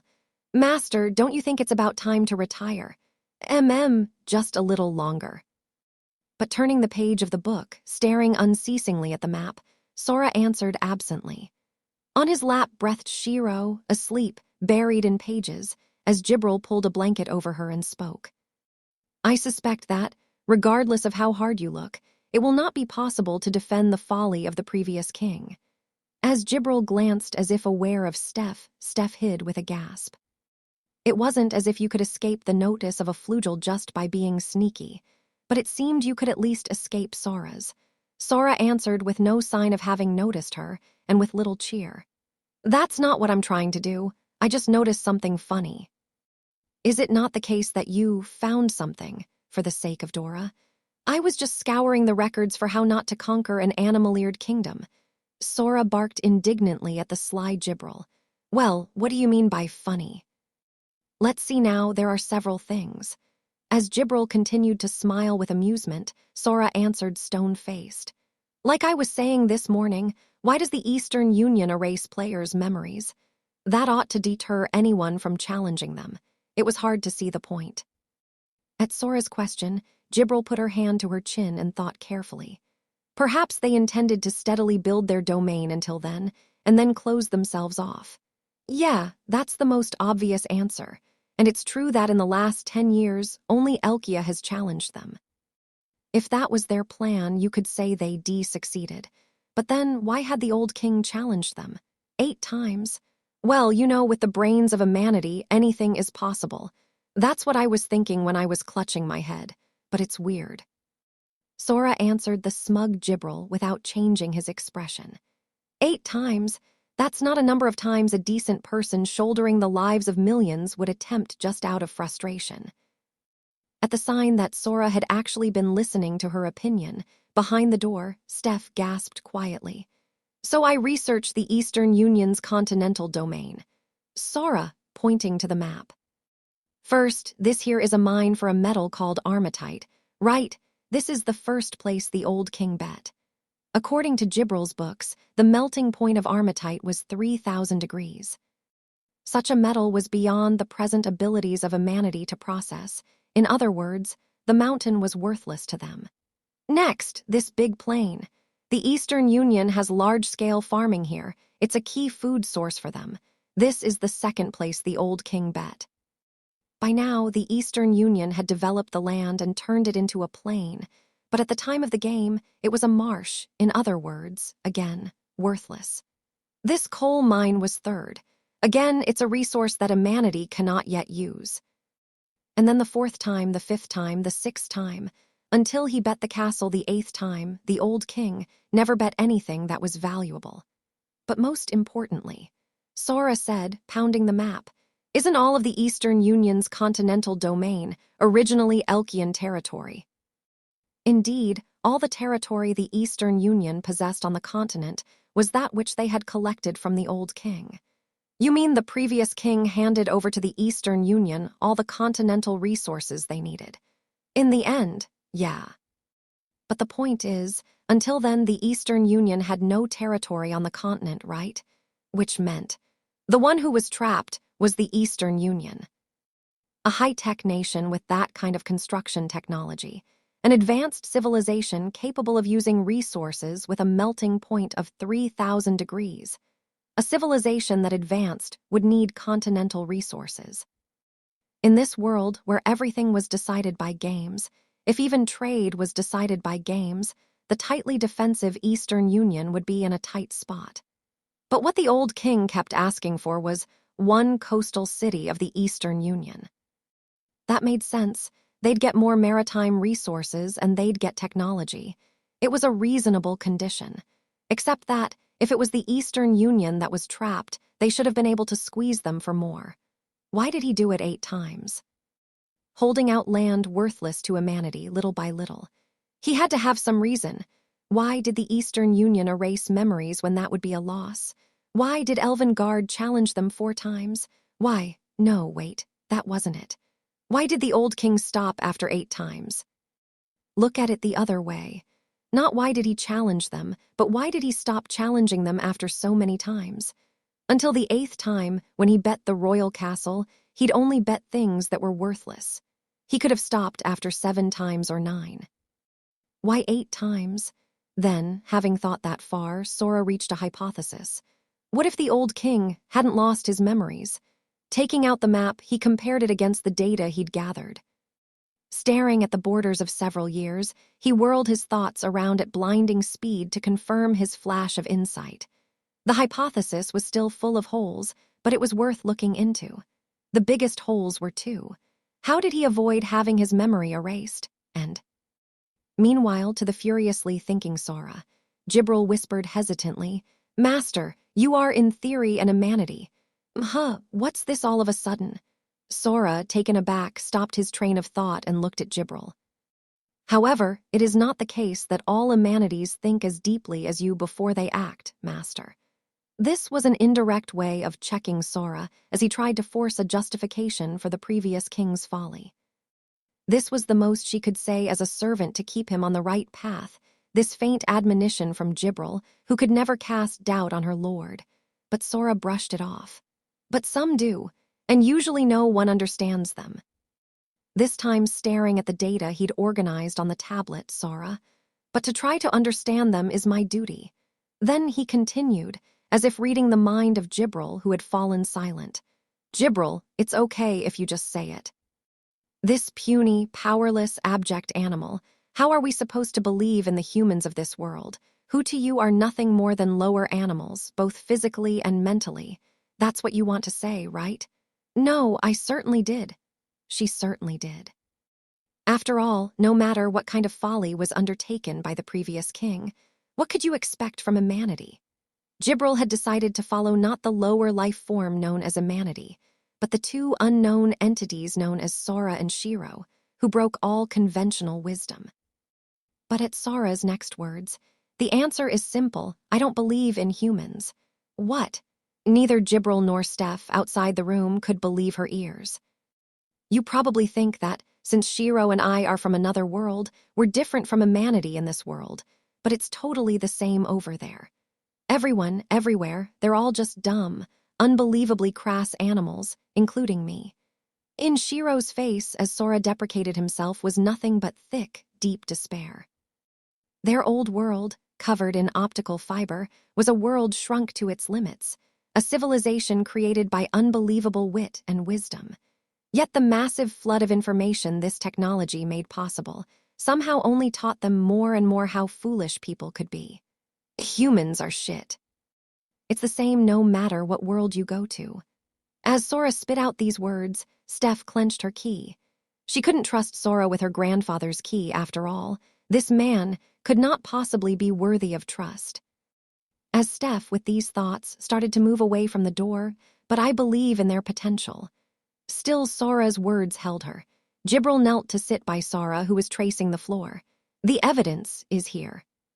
Sora stroked Shiro's head as she lay in his lap, breathing softly, asleep. His sister was exhausted after stuffing such an enormous mass of information into her little head. If all humans were as useless as me, I'd have given up and hung myself long ago. The expression of the brother now caressing his sister was not that of the man just seen in the depths of despair and disillusionment, but someone else entirely. In the world, there are some.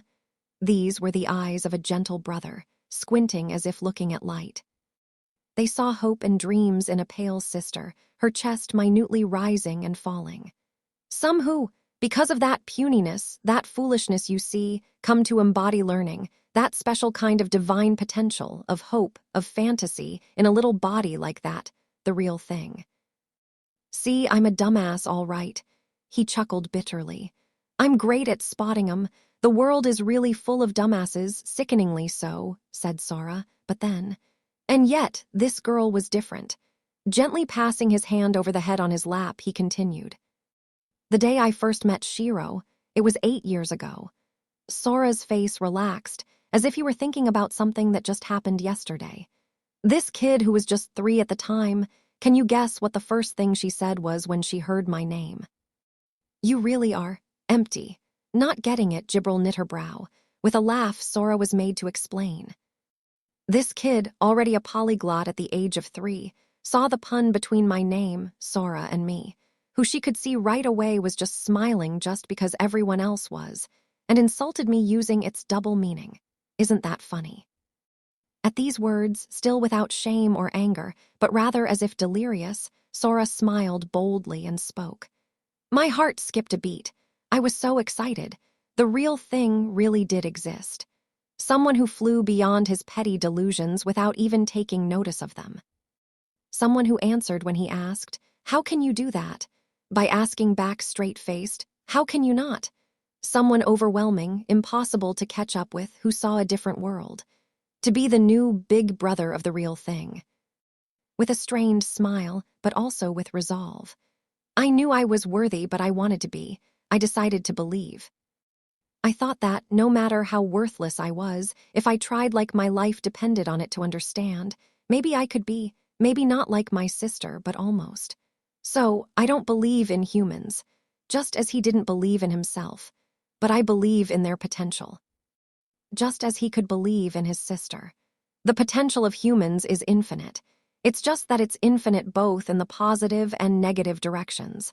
Thus, people could be infinitely wise or infinitely foolish, and so. So it's like maybe, if I'm as foolish as possible, I'll be able to catch up with my sister, who is as wise as possible. Yes, just as if going in a circle. As Sora spoke bashfully, patting his little sister, Jibril, knelt beside him, watching him with deep interest. He probably didn't realize his negligence of the fact he himself, at that time, was only 10 years old. At 10 years old, unraveling the truth behind the words of a 3-year-old child and accepting it. And on top of that, respecting it, starting to think about how to become like her. Seeing that he couldn't win with the same methods, and then immediately searching out his own path. Someone like that, who could do things like that, what would you call them? This man who called himself dumb probably didn't realize. I see, so folly and genius are like two sides of a coin, these are deep words. Seeing Sora looking up toward the ceiling, Jibril ended up looking up herself. Squinting his eyes through the library skylight at the stars in the immaculate night sky, Sora told the story. In our old world, humans fly through the sky and even to heavenly bodies. To tell the truth, I cannot believe that. Yeah, no one could, not even humans ourselves. But there were those who believed in it. There were those who believed in the dream, looking up to the distant sky, aspiring all the more because they were not born with wings. In the end, people, by their own hands, built wings of steel and soared to the sky above. And then, hoping higher, hoping faster, flew off the very face of planet. Because they were born with nothing, they filled themselves with ambition and went for the other side. If you don't have it, you can look for it. If you look and it's not there, you can make it yourself. If you try that and you still can't get it, you look to the ends of the world, being born with nothing. This fact itself was the proof of the potential of the proud, weak humans. There are some people who have found it, not wannabes like me, but the real thing without compare. Not to try to understand was a crime. Because their words were so self-evident to themselves that they could not explain. So it's our duty as ordinary people to try to get it. In which case, we gotta believe before we can do anything. The old king, too. As Sora, smiling thus, dropped his gaze back to the map, Jibril simply closed her eyes, created a fantastic light from her hands, and lit Sora's work. What I believe is what you believe, my master and mistress. If you believe in humanity, I shall simply follow you wherever you may go. There is nothing more.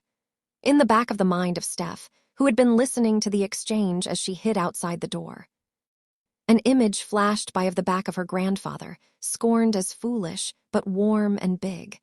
The back of the man, gentle and warm, who always believed in people. A person with whom you believe from your heart that you can trust humanity. The cold, calculating man who always doubted people, so far removed from her grandfather, but for that very reason. Sora, who believed in people's potential more than anyone. Might it be all right to give it to him, the key her grandfather left?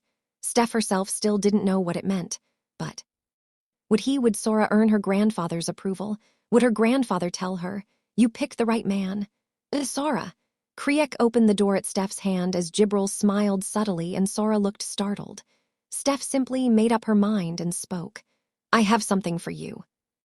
The next day in the royal bedchamber that had turned into Steph's room. Steph, Sora, Shiro, and Jibril were all present. So, that's the story. The first thing that was said in reply to Steph, who just finished telling everything she remembered, explaining the story of the key, was this.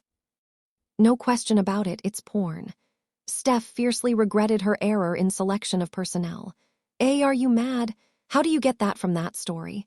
Cos, it sounded like he got nervous when you mentioned what your dad said. He said that was something different. According to statistics in the world Shiro and I come from, 90% of men have a hidden stash. Of our 18 stuff adult goods. Right, Yeah, Steph, this will really come in handy. I was in fact bemoaning the lack of PR0N in this world.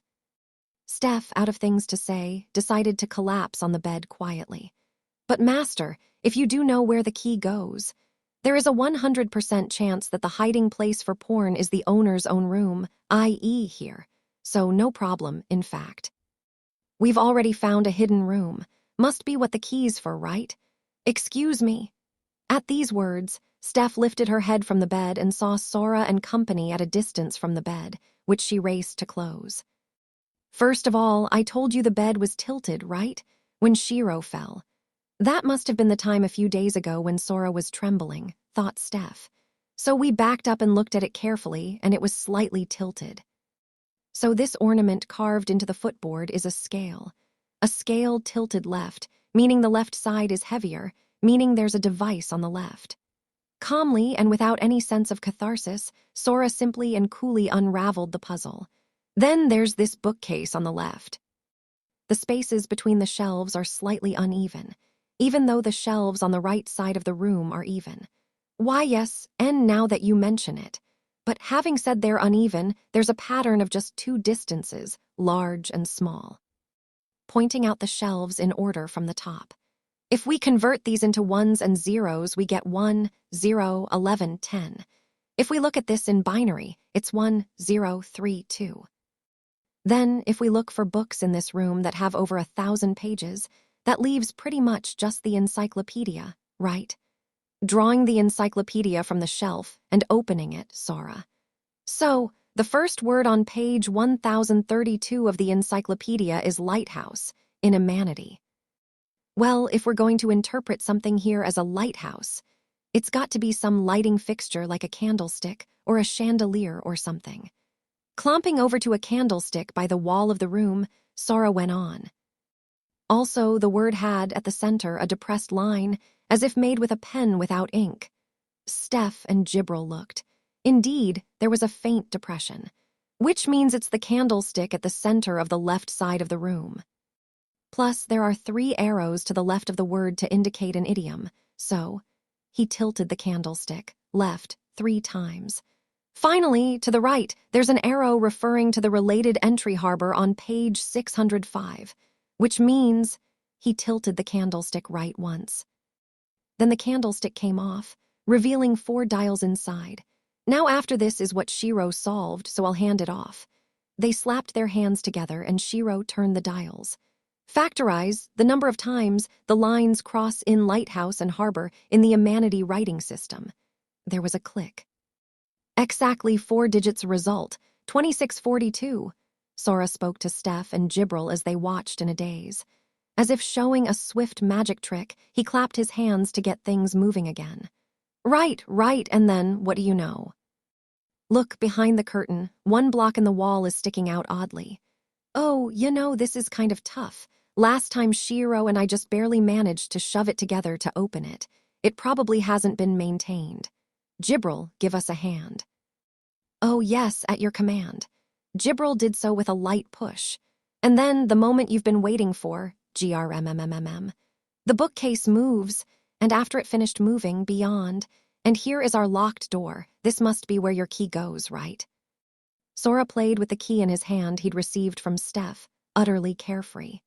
Yes, all too carefree, all too easygoing. The trick that the previous king had probably racked his brains to prepare had been solved so nonchalantly that even Jibril was left speechless while Steph shouted. WHWH, when did you figure this out? I thought I already said the day Shiro fell from the bed. Shiro nodded. Wait, hold on, said Steph. You refer to the day I was made into a dog and you played against Jibril. Yeah, good memory. I couldn't forget that trauma even if I wanted to. But anyhow, that day, first thing in the morning, Steph had found Sora shaking. They'd played blackjack and Steph had lost. And then they'd gone out to meet the nobles and then to the library. When did you have time to find this? When you got called out about the nobles, there was about an hour before you came back, right? He was saying casually that he'd solved this contrivance in an hour, while simply killing time, a puzzle over which Steph had brooded forever. Though Steph gaped, still, Apparently unaware of just what he and his sister had done, Sora continued. But yeah, last time we got stuck because we couldn't find the key.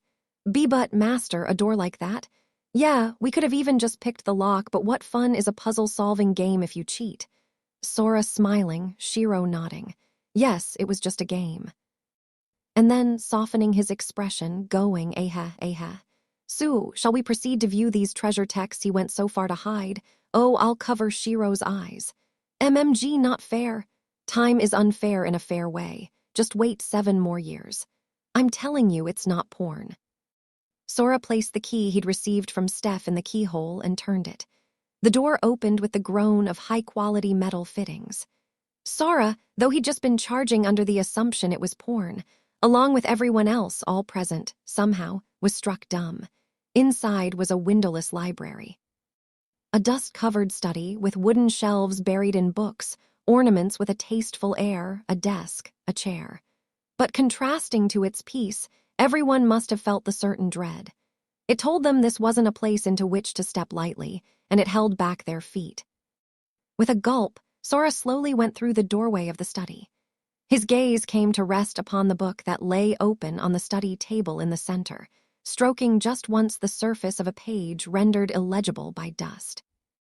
The writing that appeared was bold, and it said just one thing. To the monarch not of humanity's last days, but of its resurgence we leave this. Sora carefully turned the page, and it continued. As king, we are not the wise. Rather, we shall most likely be known as a rare fool. Still, we take up our pen for the sake of the monarch of resurgence, not us, in faith that our shallow and desperate struggles may serve the monarch to come. Peering at Sora, standing at a loss for words, Shiro and Jibril understood and felt at a loss themselves. What was there was everything. Over the span of countless matches with other nations in the life of the so-called Fool King, including all 8 matches with the Eastern Union. The substance of this man who had charged heavily, lost unceremoniously, and dedicated himself to exposing their hand, all of it. Knowing that, at the rate things were going, the human race would extinguish itself soon, and that his actions would only hasten this. But he'd taken the offensive anyway, under the assumption of defeat. That was the part he played, the fool, dedicated to exposing the cards of the Eastern Union and all his enemies, while scorned as the rarest of fool kings. All the memories he had managed to grasp as a mere human. It must have been. The old king didn't lose his memories. But how? Jibril, wondering how he could have escaped the Eastern Union's memory erasure, she hadn't been able to escape herself. But Sora had an idea. Just a guess, but close to a conviction. Jibril, a fool with money, walks into a casino. What do you do to empty him out? Make him look like there's a game he can win and get him to attack many times. Jibril opened her eyes as if she'd seen it. The old king was probing them, 8 times, intentionally giving them worthless land and then to take it back. But even if they didn't erase his memory, there was no way the Eastern Union could allow him to talk. Therefore, probably. Maybe he said he wouldn't tell anyone his whole life. But that didn't cover after death, that was it. For humans, unable to use magic like the elves, to grasp and remember the nature of the memory-erasing game was the only chance they had. Let the next king be the greatest gambler among humans, eh? Yeah. Sora whispered the will of the late king with feeling, and Shiro understood the meaning and took in a breath herself. He must have known. Aware of the flaw in the tournament to decide the monarch, that other countries could interfere, he had ordered it anyway. What he sought was gamers who could get past it, while still only human, to take the crown. For only one who could break through foreign interference head-on would be able to make use of these records. For these were records that made very clear at length his conclusion that they could never win fighting fair. Steph, WH, what is it? To Steph, uncomprehending, perhaps, of the situation, starting at Sora's serious face. Your grandfather. No, the previous king, he was really your grandfather. Remembering Steph, who'd even bet her panties to reveal their hand. He'd been reviled as a fool by his people, by the world. And he'd went on playing the fool, dedicating himself to revealing his enemy's hand. What kind of heart had such resolve? to keep believing in the monarch of resurgence, such faith in humanity. He had gambled on the chance that, from the humans at the very bottom of the ranks, someone would appear who could rout the other races. On that infinitely small but non-zero chance, he had placed his faith and bet his honor, his name, his pride, his own life. A life of shame and failure piled up high to set the stage for one invincible blow. The two-in-one monarch of resurgence, with whom that blow was entrusted, could only stand and stare. Sora looked down at his shirt, which read, "I heart suit PPL," and simply said, "See, Jibril, there are some like that. What do you think? Pretty sick, huh?" You may be right. With the sense that she'd caught a glimpse of that in which her master believed, Jibril, intending to revise her understanding, closed her eyes and nodded. Sora, taking out his phone, started his task scheduler. What he slid his finger to input was, indeed, without hesitation, this one phrase. Objective, swallow up the Eastern Union. Chapter 4. Checkmate. The embassy, no, once Elkia's castle, now the Empire State Building. As she looked up from below, Shiro had one comment. My neck hurts. Geez, why does it have to be this big? Wait, humanity doesn't have this kind of construction technology, does it? To Sora, complaining as he held his neck, Jibril replied indifferently. That goes without saying. The Eastern Union remodeled the building any number of times after they took it. Sora answered. Well, I was already pretty sure, but yeah, I think we're gonna have to just charge into this baby. What are you talking about? And wait. Steph, with a tinge of irritation, pointed to the ground. May I finally ask what we are doing here? And likewise Shiro and Jibril, having also been led here with no explanation, looked to Sora as if agreeing with Steph's words. Soft, soft, I come but to lay my eyes upon the fair animal girls. Sora dodged the question and marched ahead. Wait a minute, this may be within Elkia's borders, but it's an embassy, you know, protested Steph. I'm aware, and it was our castle. NGH, no, I mean, it's a violation of sovereignty. Who said anything about violating anyone's sovereignty? We have an appointment. Wah, that's impossible, Steph was going to say before she was interrupted. Right, Gramps, just as Sora said this. The door of the giant building opened to reveal a figure. Welcome, King Sora and Queen Shiro of Elkia. A gray-haired, wolf-eared, bushy-tailed, Hakama-wearing werebeast descended the steps of the entrance to the height of 4 people or so and bowed deeply. It is a pleasure to make your acquaintance. I am the Deputy Ambassador of the Eastern Union in Elkia. My name is Ino Hatsus. Thus deferentially spoke the old man, Ino Hatsus. What?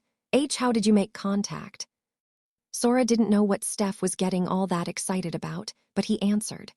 Well, you know, this morning, this guy was looking at me while I was on the library balcony. Huh. So then I signaled, I'll be over in a minute, and Gramps nodded back. See, we have an appointment. No, that does not make sense, protested Steph. Wait a minute, it's 30 kilometers from here to that library. You're right, it really surprised me to see how good werebeast eyes are. No, that wasn't the point. If we were talking about werebeasts, then fine. But the question was, how did Sora see that? But without addressing that in the slightest, Ino responded calmly as if the details were already known. It is my understanding you have business with the ambassador of the Eastern Union in Elkia, Izuna Hatsus. Thus, Ino anticipated their business. Ino's narrowed eyes, the mind-reading eyes of the werebeast, faced them all. Steph's breath was stolen for a moment. They were, yes, just like Sora's, no, even more. Eyes that seemed to see through everything, to peer into her head. I'm glad we could get straight to it. So let's go, show me the way. But from Sora, who stood as if utterly unaffected by these eyes, taking them face on, what did Ino glean? Come right this way, please. As all he did was to invite them inside. Entering, going through the lobby, boarding the elevator. From among buttons that went up to 80, he pressed 60 and the elevator began to rise. What is this? The floor is moving. Ignoring the lone, bewildered Steph, Ino said, I must say, though, we would appreciate it if next time you made your visit according to the official procedures. To his words, which implied, and not some stunt like that, it was Steph who surprisingly enough reacted. Some talk. Has the Eastern Union ever responded to the official procedures? As if genuinely taken aback by Steph's sarcastic words, Eno peered into Steph's eyes and spoke. What, you have in fact posted? At Eno, seeming to read Steph's thoughts to see that she was telling a startling truth, Steph flinched for a moment at those eyes that read her soul, but stubbornly stood her ground. Oh, of course we have. Since the reign of my grandfather, we have sent any number of letters regarding trade and diplomacy, and not once have we received a reply. How dare you feign ignorance? I deeply apologize. Next time, please address your inquiries directly to me, Eno Hatsus. With that, Eno sighed and put a hand to his forehead. As you know, since that incident, there are a remarkable number among us who hold an excess of hostility toward Elkia. Since the last game with your previous king, I have not heard once of a letter. Wah. Yuli, I suspect that your letters have been disposed of within the lower ranks. There is no excuse for this. I will identify those who ordered and carried out this grave discourtesy and see to it that they are punished severely. I beg your forgiveness. Eno's finished words, cutting off the doubting Steph, shut her up, bringing to her face rage and shame. It appeared that he really hadn't known. Quite the great country, but I suppose it's all one can expect from werebeasts. At Gibral's snide quip, Eno's gaze sharpened subtly. Wait, Steph, what's that incident? Sora seemed to suppose that because letters were not arriving, no appointment could be made. It involves the reconstruction after our castle was taken. Sighing with a sense of pain, Steph explained.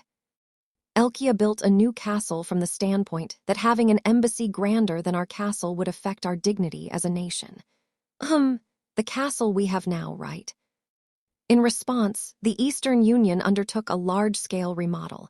And then again, as if to rub our noses in it, Elkia is no match for the Eastern Union when it comes to construction technology either. So, well, things happened. Oh yeah, I hate those events. They really get on my nerves, Sora muttered. To this, Gibral took the opportunity for another jab. It's all the more irritating for the tendency of werebeast, at rank 14, to look down inordinately at a manatee at rank 16. I seem to recall reading a certain phrase in one of my master's books. With a smile of recognition, Gibral said, "The pot calling the kettle black." Ha ha ha, Eno laughed, and he answered, "How very apt, I cannot agree more." And to be told this by rank 6, how it smarts. But, continued Eno, in that case, your old curios floating around in the sky under a pile of books constitute the pot, I presume.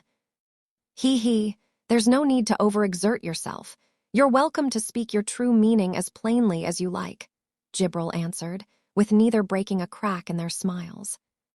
That is, in rank, lifespan, physical abilities, knowledge, wisdom. In everything we are inferior to you, O Flugel, but as wretched, inadequate creatures crawling the earth.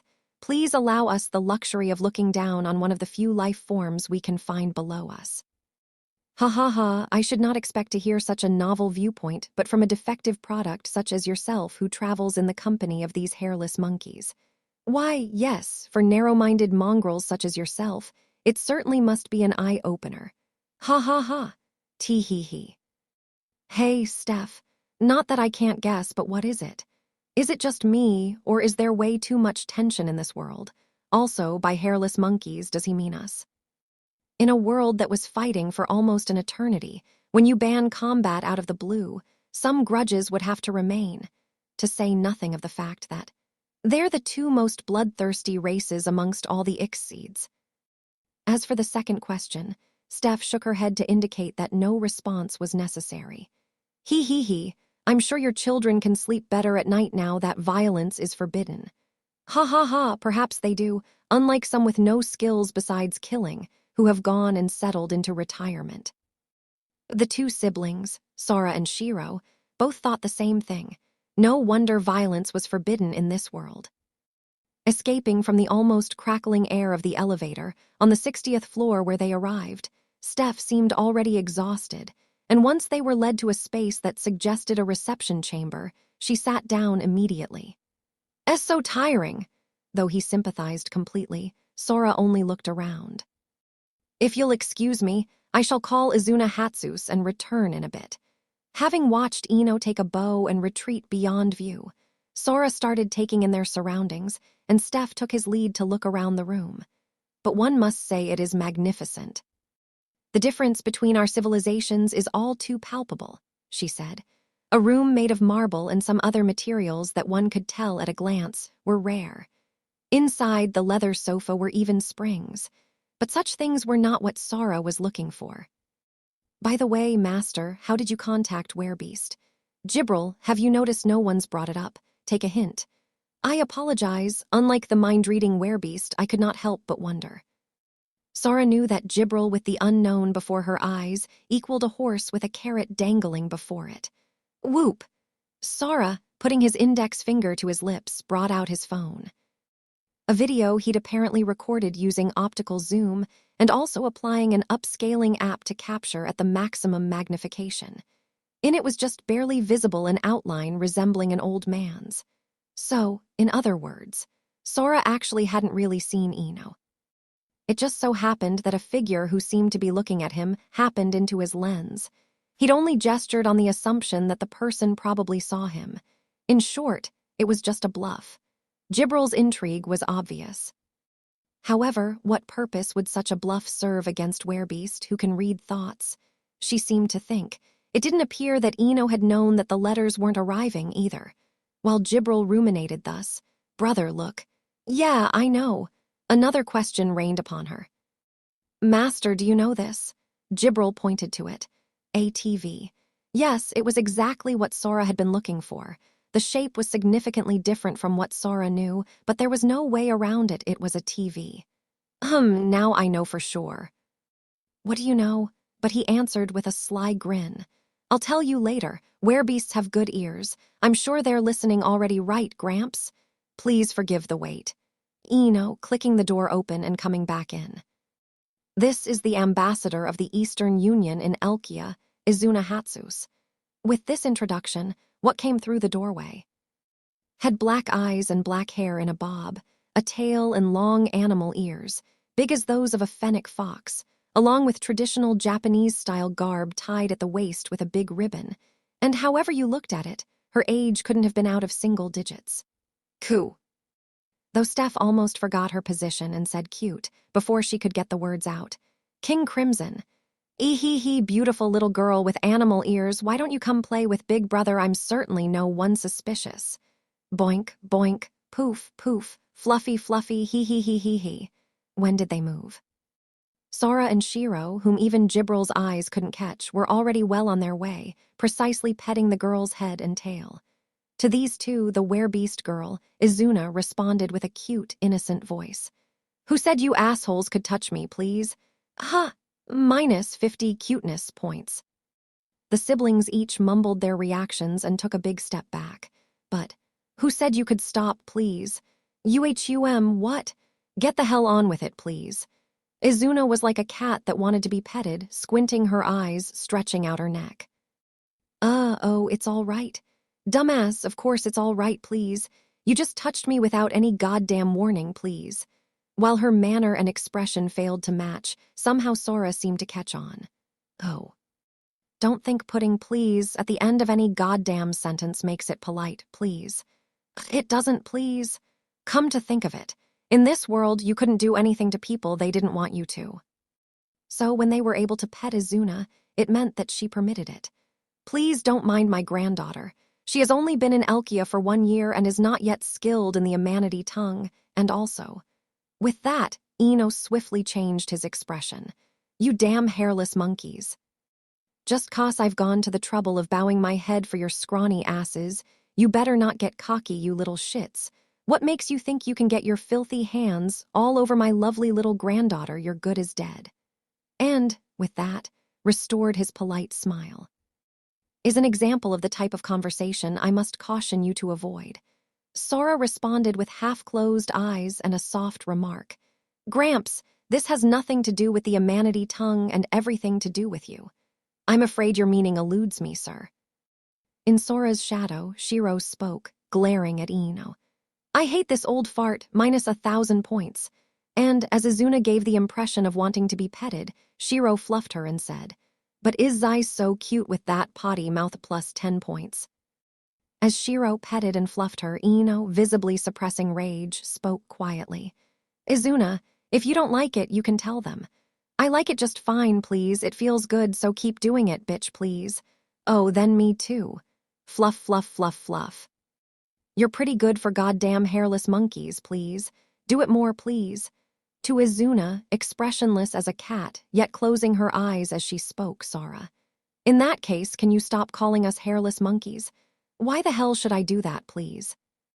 "Because we'd be happier if you called us by our names. I'm Sora. This is my sister, Shiro. Nice to meet you."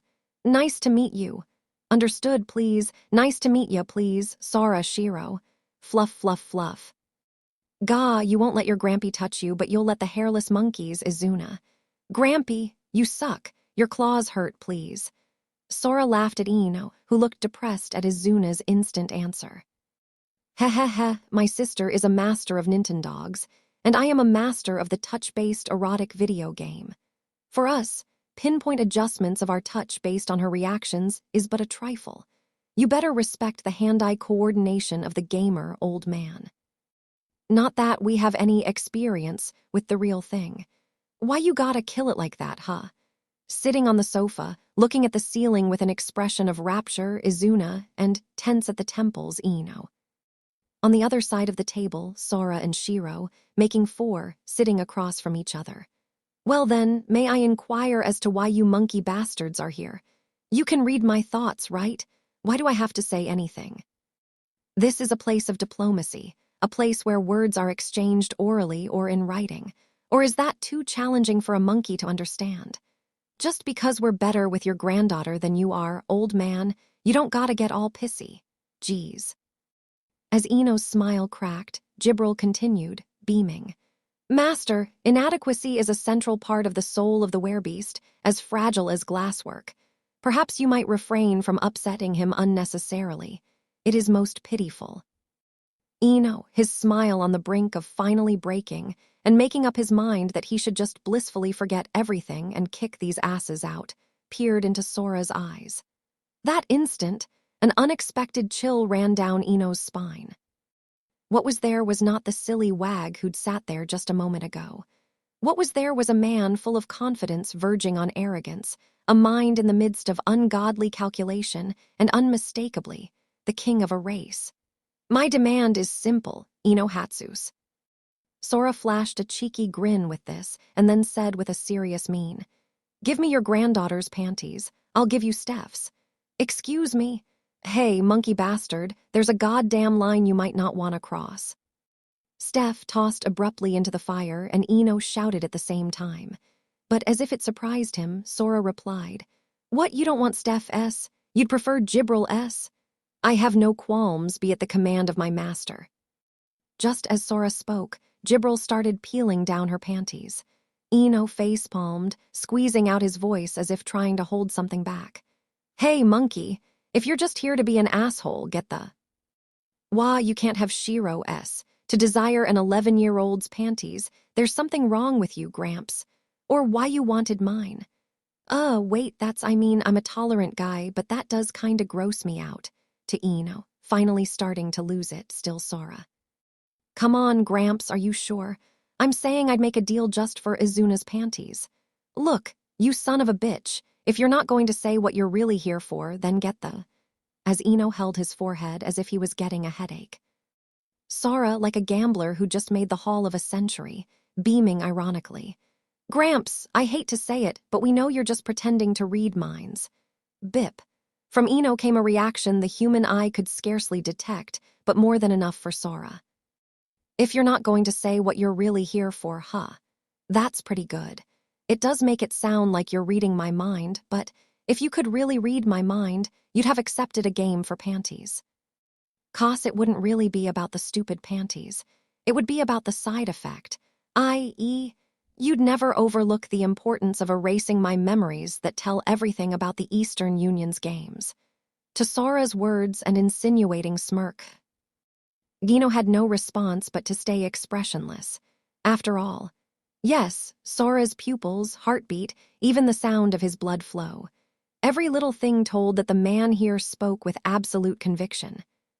So now that that's confirmed, shall I get to your request and say what I'm really here for? Sora crossed his legs and adjusted his posture. In the names of the agent plenipotentiary of the Kingdom of Elkia, last nation of rank 16, Imanity, Sora and Shiro. Taking Shiro's hand, lifting it as if in oath, Sora. Your fine nation, the Eastern Union of rank 14, the Werebeasts, has been chosen as the first sacrifice in our path of glorious global conquest, and for this we celebrate. Now, in a battle of nations, we demand. With a smile of blatant hostility, he announced transcendently, everything on the continent you bitches have. At these words, everyone's eyes, except Sora's and Shiro's, opened wide. Even Ino and even Izuna, who had been spacing out until then, changed their countenance. It was just too unhinged a demand. Oh, and what we're betting is still Steph's panties, FYI. Excuse me. Too bad you didn't shake on Izzy's panties while you had the chance, Grandpa. The wagers were all the territory the Eastern Union had on the continent and Stephanie Dola's panties. As even Jibril began to wonder about the mental soundness of the man before them, Sora continued with completely unwavering confidence. Sorry, Gramps, it's check. While all sat at a loss as to the meaning of his words, perhaps having the most courage or perhaps out of obedience to her curiosity, Jibril asked, Ma Master, aim, what do you mean? Huh, you still don't get it. Oh, said Shiro, coming out of deep thought. That's my Shiro, you got it right? Yeah, so this means the Eastern Union is trapped. But, as still no one but Sora and Shiro seemed to grasp the meaning of his words, Sora spoke listlessly. Okay, I'll explain for you all, including this self-professed mind-reading grandpa. The Eastern Union, half a century back, rapidly developed a high level of technology, but it can be tough to be an advanced civilization. Settling deep into the sofa, the nice, springy sofa, Sora continued. The TV in this room, the elevator back there, this sofa, all this modern technology isn't possible without continental resources. They're their lifeline, no kidding. But the Eastern Union started as an island nation. They had to get their hands on those continental resources any way they could. But before that, Elven Guard challenged them. What a pickle. The only trick they had was taking challenges, but then, if they beat the greatest country in the world, then no one would take on their mysterious, unbeatable game, and they wouldn't get the continent. But they couldn't lose. Why is this? With a broad grin, Sora put up a finger. Now, let's unravel the puzzle step by step. Question 1, why did they need to erase memories of an unbeatable game? Shiro answered this question. Because, if they didn't, it wouldn't be unbeatable anymore. Why would the Eastern Union incorporate a demand that contradicted their strategy of taking challenges? It must have been because, despite its downside, they had to.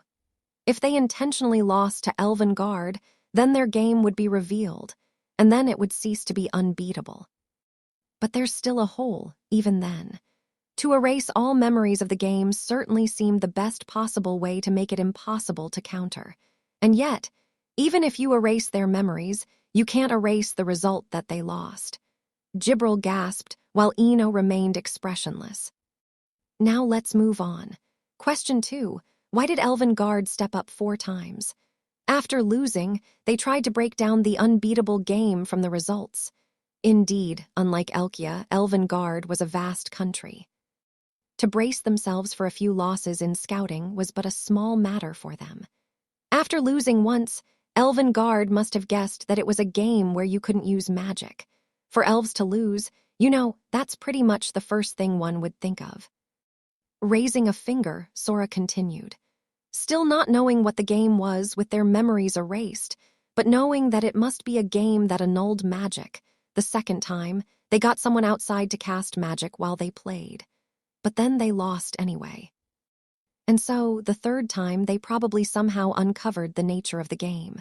Man, if only I could use some crazy official cheat like magic, noted Sora. And so they went in for the long-awaited 4th time, but they lost. Am I right, Gramps? You certainly have an impressive imagination. Eno responded as though Sora's guess was nothing more than just that.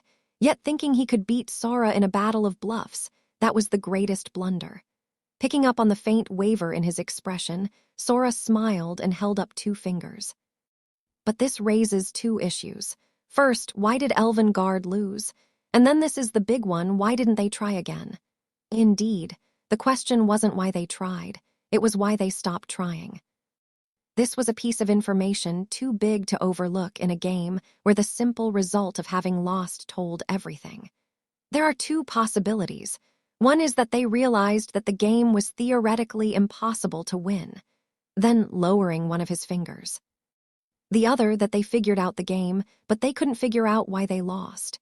With a laugh and a confident smile, Sora said, but in the first case, they'd win if they uncovered it, which means it must be the second. Gibril of rank 6, Flugel, felt a chill of awe down her spine. Sora's reasoning was supported and supplemented by all the fragments of information that Gibril knew. Such extraordinary, even godlike powers of reasoning. But that makes things confusing. A game that can be understood without understanding why you lost. Sora, grinning dryly, as if to say that's so weird, how could that be? And we just got the key to unlocking this mystery from you, Gramps. Into Eno's eyes. The eyes of Werebeast, who claimed to read minds, Sora peered with an ironic smile. Question 3. Why would you lie that you can read minds? Because they ca, nodding to Shiro's immediate answer, Sora. And they must have to lie because that implies something they can't let anyone know, right? Are you starting to see it yet? Question 4. What kind of game looks like you can win in theory but actually makes you lose? Sora, apparently having fun. Now, here's a hint. With theatrical gesture as if enjoying telling a riddle, Sora continued. Flugel, elf humanity. It makes all these races of entirely different characteristics lose every time. It can only be used in defense. It requires erasing opponents' memories. It's good for a race with superior technology who can't read minds. What is it? With a glance toward the TV, Shiro answered. A video game with all cheats enabled. It appeared that neither Steph nor Gibril understood the answer. That was no surprise. The Eastern Union must be the only country in the world that knew the concept of video games. This was why they had to erase memories to conceal them. This was why they could never lose. Using video games with them as the game masters, they could cheat all they wanted, do whatever they wanted, and there was no way anyone would know. This makes even magic pointless. Well, now that's a tech nation, not bad, eh? In these words from Sora was not the sound of irony, but that of genuine praise. All that big talk about reading minds was to give 'em something to quell the question they'd be left with as the result of losing. Why did we lose? So they wouldn't come searching. All you guys can do is to tell when someone's lying. You can't read minds. Yes, it was exactly the same as what Sora was good at. Seeing through expressions, gestures, voices to the lies behind them. They just were able to use their outrageous senses to incorporate heartbeats, blood flow. It was exactly the same, logically, as how a talented fraudster would pass themselves off as a spiritualist. Bullseye, Eno, struck dead on, had no words. However, without showing it on his face, he was being eaten away by doubts. Until Sora first realized they couldn't read minds. That is, even during all that crap talk about Izuna's panties and such, Sora had showed no reaction of unease whatsoever. It seemed it could only be that he had eliminated from the start the risk that his mind would be read. But to those thoughts, and, ironically enough, as if reading his mind, Sora answered, Ain't it weird, Gramps? I never showed any reaction to your bluff from the beginning. Eno's expression almost went, or did it? As this alone filled Eno's mind, Sora continued snidely. Yes. I knew you guys couldn't read minds from the beginning. How could this be? And now, for the final question, went Sora. Question 5. Why did our previous king lose to you as many as 8 times? Shiro, Steph, and Gibril knew the answer to this question. Therefore, this question is for you, you hairy old shit. You gotta have some idea. Their previous king. He was the only one who'd played the Eastern Union without having his memory erased when they took their continental domain from him. But they played on the condition that he wouldn't tell anyone. How could? Wait, no. It wasn't that, it was. As if waiting for Eno's thoughts to reach that, Sora grinned and then spoke. Yeah, you got it, huh? The fact that the previous king was able to tell us all about it is the proof that you couldn't read his intention. You couldn't read his thoughts. Which were? That his covenant not to tell anyone his whole life didn't cover after he died. As Eno tried to hold up his mask of calm, he could feel his blood draining. Were that the case? It would mean that this man, truly, knew everything about their games. If it were exposed, the Eastern Union would bamage. So, you get the picture now, Gramps. Grinning ear to ear and continuing idly. Now you're in a tough spot, huh? You have to erase my memory somehow. But if you play me betting your continental domain just for Steph's panties, you'll basically be admitting I'm right. Yes, and so. The move Eno should make was a given. In this situation, you're gonna dismiss everything I've said as crazy rambling. That's your only choice, to turn down the game and run. Sora intercepted Eno's thoughts mercilessly, like a hunter giddily cornering his prey. And said, did you think I'd leave you an avenue of escape? We bet all of humanity, the race piece. The moment Sora said it, before his eyes materialized a game piece, shining softly, as if made of light. Yes, it was.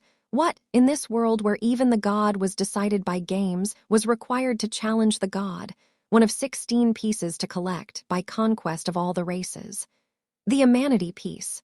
The piece of humanity was the king. No one there had beheld it.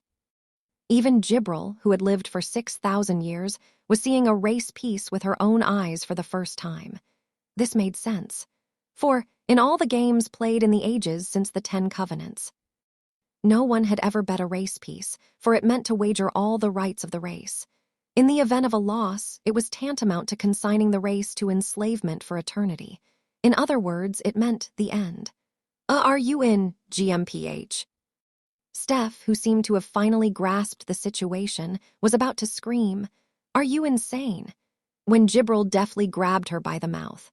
With this, a wager was made of the piece of a race in one more struggle for continental territory. With this, you'll also tell the world I'm right if you run. Thus, with a smile, Sora looked into the eyes of a werebeast who claimed to read minds. Look, it's check again. No, now it's checkmate. Showing Eno no trace of fear and spoke without humility. Did you see this coming, Gramps? As Sora grinned, a line of sweat fell from Eno's brow. What was this? For the lowest of races, a race down to its last city, about to bet their race piece and lose everything, to initiate a challenge against the Eastern Union, which had an unbeatable game, and on top of that to seize the upper hand, cornering them logically. What was going on?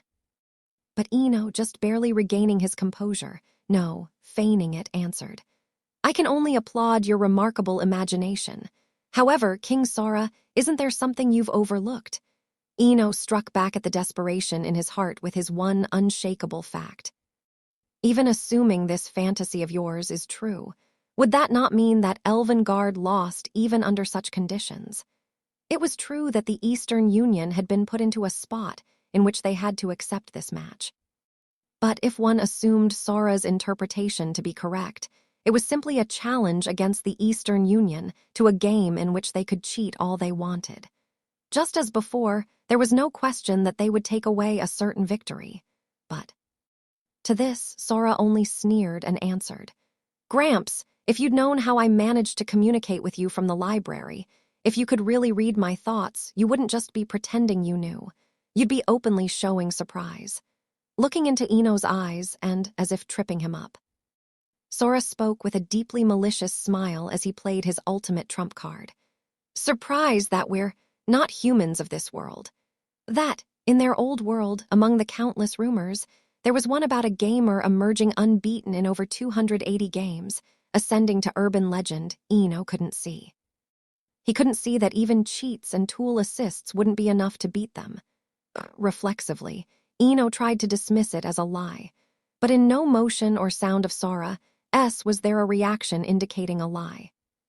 If his words were a lie, it would mean that this man could lie without reacting in the slightest. If his words were the truth, it would demonstrate, just as the man said that he couldn't read minds. In either case, Ino was left with nothing to say. Yeah, that's what I thought, Sora seemed to laugh. When I came, I bet you thought, here comes a sucker, just like the old king. But, sorry, but this time it's your turn to suck it, werebeast. Ino could sense no reaction other than conviction from the heartbeat of Amanity's king as he said this, so he merely gulped. So, as Sora stood up, everyone rushed to imitate him. That's all. Well, I know you probably don't have the authority to make some crazy wager like your entire continental domain on your own. So why don't you go check with the big guys back home, and then let me know when we're playing? Oh, yeah, he added as if an afterthought. This goes without saying, but for a game betting the race piece, all members of Amanity have a right to watch. Make sure you get the venue and equipment set up for that. Also, we're going to take you on as a team of 4. You don't get to say anything about it, so see ya. Sora, singing this merrily, waved to Azuna, still seated across from him. Nice meeting ya, Izzy. Next time we're gonna play, yeah? I don't get this shit, please, but without a trace of the warmth she had just been showing. Sora and Shiro, you're trying to pick a fight, please. Her eyes were those of one with an investment in staring down an enemy, of one with a duty to protect something, of an animal poised for battle. A fight. Nawa, just a game. Though Sora said this, still Izuna stared with keen eyes. Still makes us enemies, please.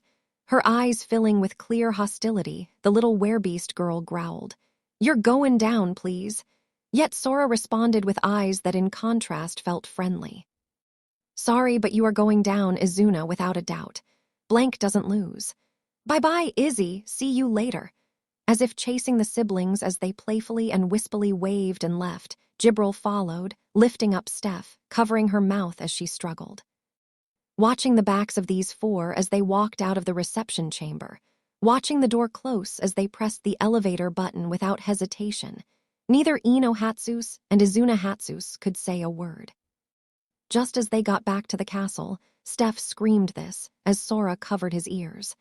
WHWH, why did you just do that without saying anything in advance?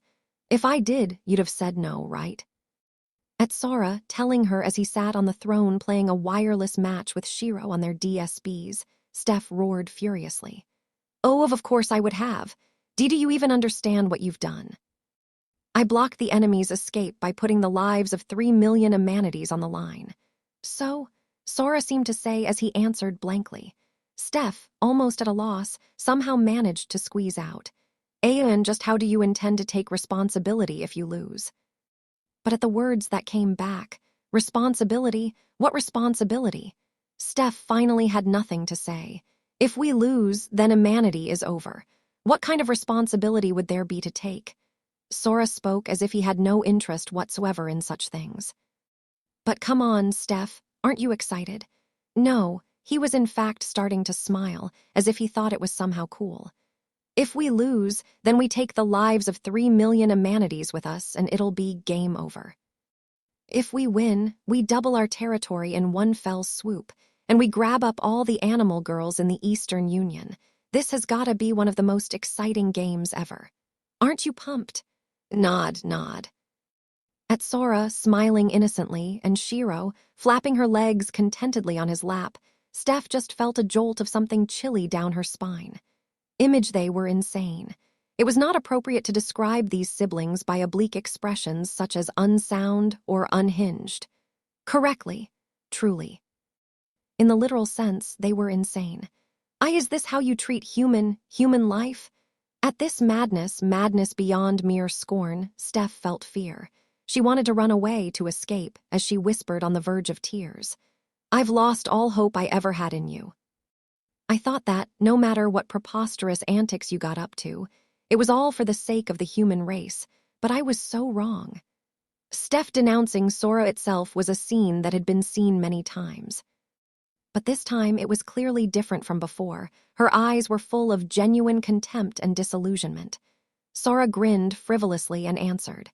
Cool it, Steph, it's a game, you know. With this, Steph's suspicion turned to conviction. To have believed in this man, she had been wrong. This man, no, both of these siblings were just playing. They didn't really care about humanity or the Eastern Union. They just thought this whole world was a game. I was wrong to entrust grandfather's legacy to this craven scoundrel. Despair, disillusionment, terror, as Steph was stirred up by countless emotions. By contrast, there was Jibril, who, as she attended on Sora and Shiro with even deeper respect, said, "How wise is my master! This is the proof of one fit to rule over us." For the sake of victory, he would even put the lives of the masses on the line. This was not recklessness or abandon, but a confirmation of certain victory. Steph, in regard to Sora and Shiro, responded to the unknown with fear. But to Jibril, this very same unknown pointed the way to adoration, envy, and fascination. "WH, what are you talking about? How could he?" "Then let me ask you a question, little Dora." Steph flinched under Jibril's uncharacteristically serious gaze. "You asked how he would take responsibility if he lost, but think about it the other way. If my masters are victorious, then all the werebeasts in their continental domain will be stripped of their jobs and their rights to their land and assets, left to wander the streets, perhaps even to die. Do you ask that my master take responsibility for that? Or would you say it is their responsibility for losing?" "WL, that's..." She had no argument. But even so, Sora's actions were just too irresponsible. At least the people should have been consulted or something, yes. But Jibril went on. "Even now that war has been forbidden, killing and being killed still continue in this world. A world where force of arms had been forbidden. But conversely, that was all. It was simple to take, to dominate, to kill by indirect means. This was the nature of the 10 Covenants and also exactly what had happened to humanity until now. Dora, do you propose that humanity not participate and instead simply perish? WL, no, but still, to say that then they had no responsibility it was crazy, insisted Steph. This is what being an agent plenipotentiary is about. Jibril, who herself was part of the agent plenipotentiary of the Flugel, gave Steph an icy glare devoid of feeling and stated the facts. To begin with, reality and games both are about killing each other. What kind of responsibility do you expect? At these 2 heavy words from one who had lived through the bygone Great War, Steph fell silent. But unexpectedly it was Sora who spoke up to contradict. "Huh. No one's gonna die. Didn't I just say it's a game? What? Pardon? MNN. As if something didn't fit, everyone blanked out. Then Sora spoke as if he'd finally understood. "Oh, okay, I get it now, that's how it is." Sora had finally identified the unease he'd been feeling all along.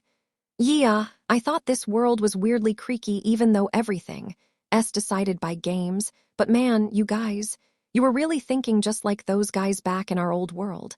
I didn't see this coming." "Oh." Shiro, perhaps having wondered about the same thing, nodded, looking as if she got it. "I see. So no one knows how to beat this game. No wonder God got bored and called us." But, as if he'd had his moment to revel in understanding, he brought his gaze straight back to the game console in his hands and answered vaguely. "Well, relax. We'll conquer the world just like we said we would. All of it, Wabam, no 2 ways about it." Then, as if remembering something, he continued, "Oh, yeah, and Steph. AHWH, what is it? I'll give you a real answer to your question of what happens if we lose." Without a trace of his clowning from a moment before, looking into Steph's eyes with a serious gaze, Sora spoke. "There isn't even a 1 in a million chance we might lose. Didn't I tell you? It's checkmate." These decisive words of Sora, "Our game with the Eastern Union is already done. It's already impossible for them to beat us." They went so far over her head, there was in the end no way Steph could believe them. "Well, to be precise, there is one last missing piece, but we'll have it soon enough. Until then, all we have to do is play some games and wait," Sora finished, then went back to the game with his sister. The only one who got it was his sister.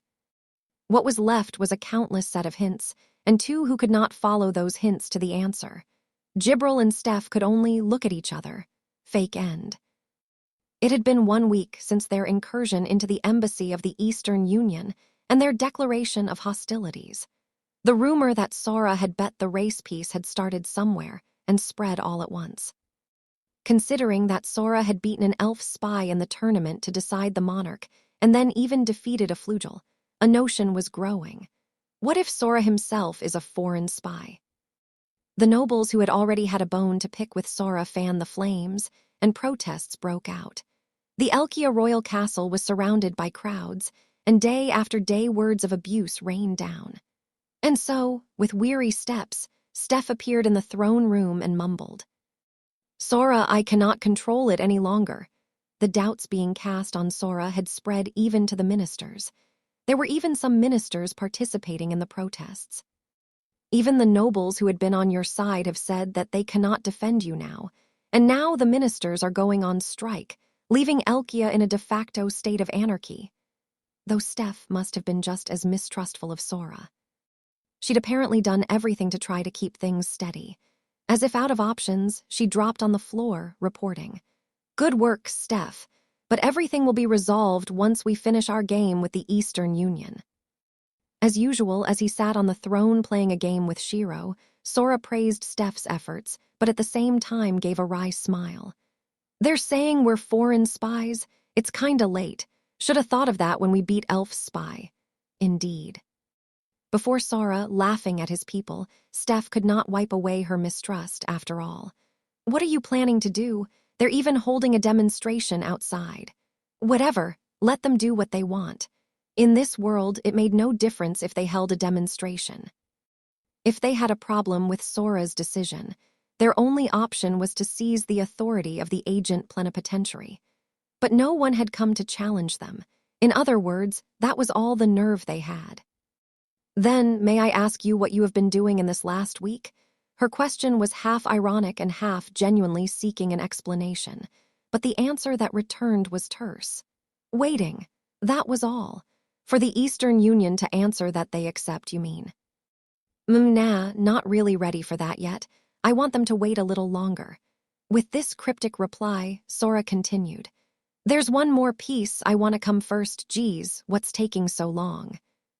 As Sora vented at some unknown party, Jibril came from the side at which she'd been waiting and reacted. "Master, this." But before Jibril could finish, Sora cut her off with his hand and spoke.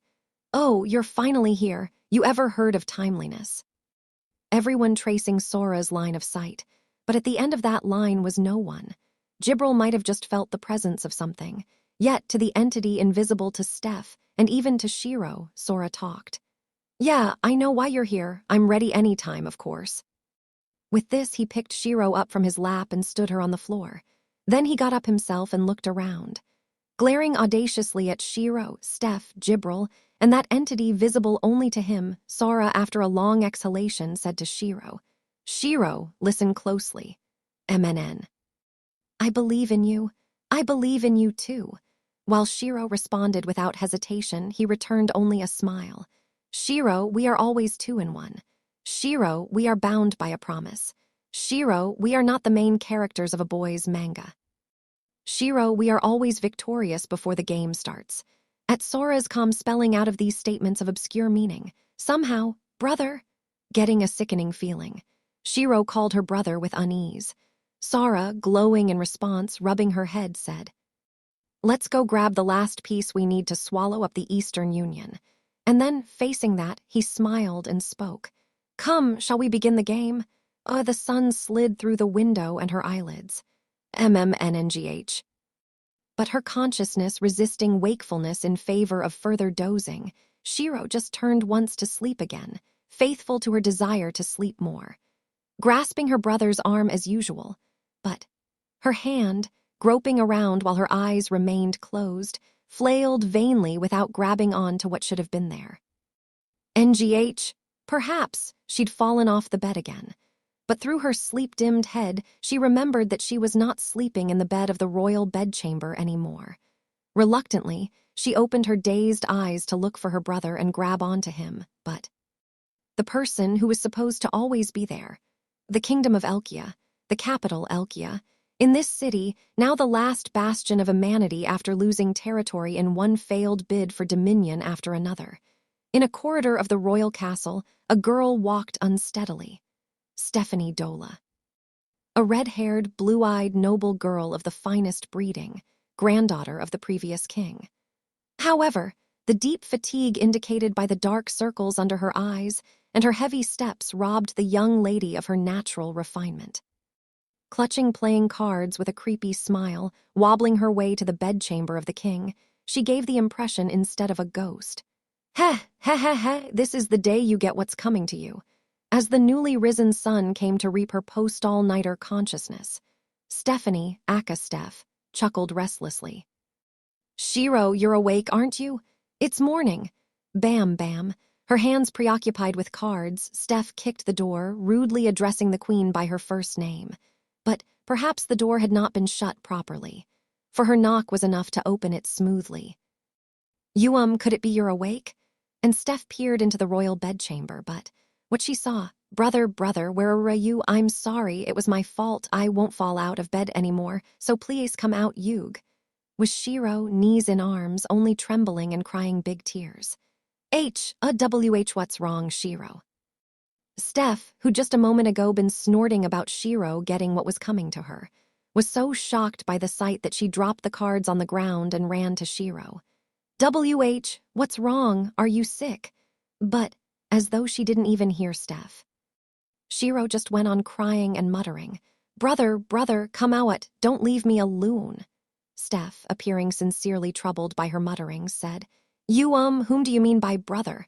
I just have to bring him to you, yes. Then, Steph's words finally made it into Shiro's ears. What was Steph saying? Shiro only had one brother. Shiro took out her phone and opened her contact list, but no way.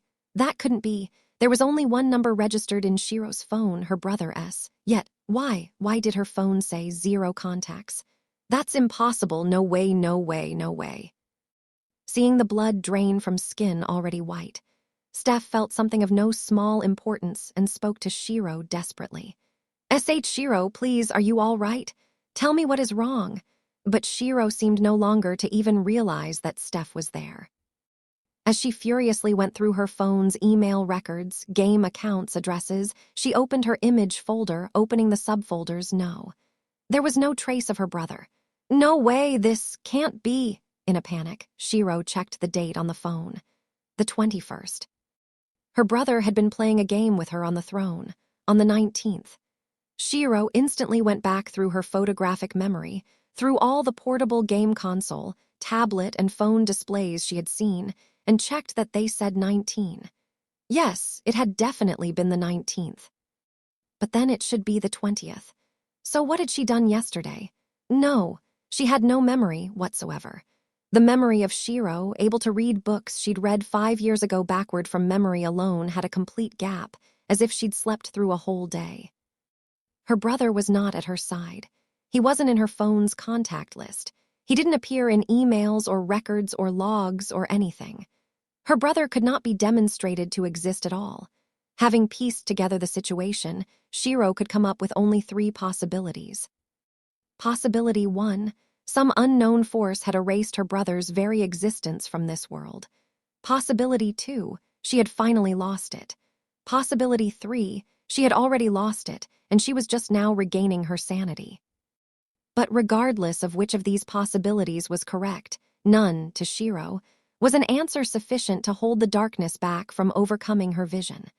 With a wavering voice, with difficulty, she opened her mouth to say what she hadn't yet said, since she could guess the answer but by no means wanted to hear it. With the last of her hope, she said his name to Steph. "Steph, where is brother, where is Sora?" But the answer she then received was, as she'd guessed, the answer she'd wanted desperately not to hear. "Sora, that is someone's name, correct? Who is that?" "Oh, image please, let this be only a terrible, awful dream. Let me wake up and find my brother sleeping there as always. Let him just tell me, good morning." That was all she wished for as she surrendered herself to the darkness that overcame her. Shiro let go of her consciousness, to be continued.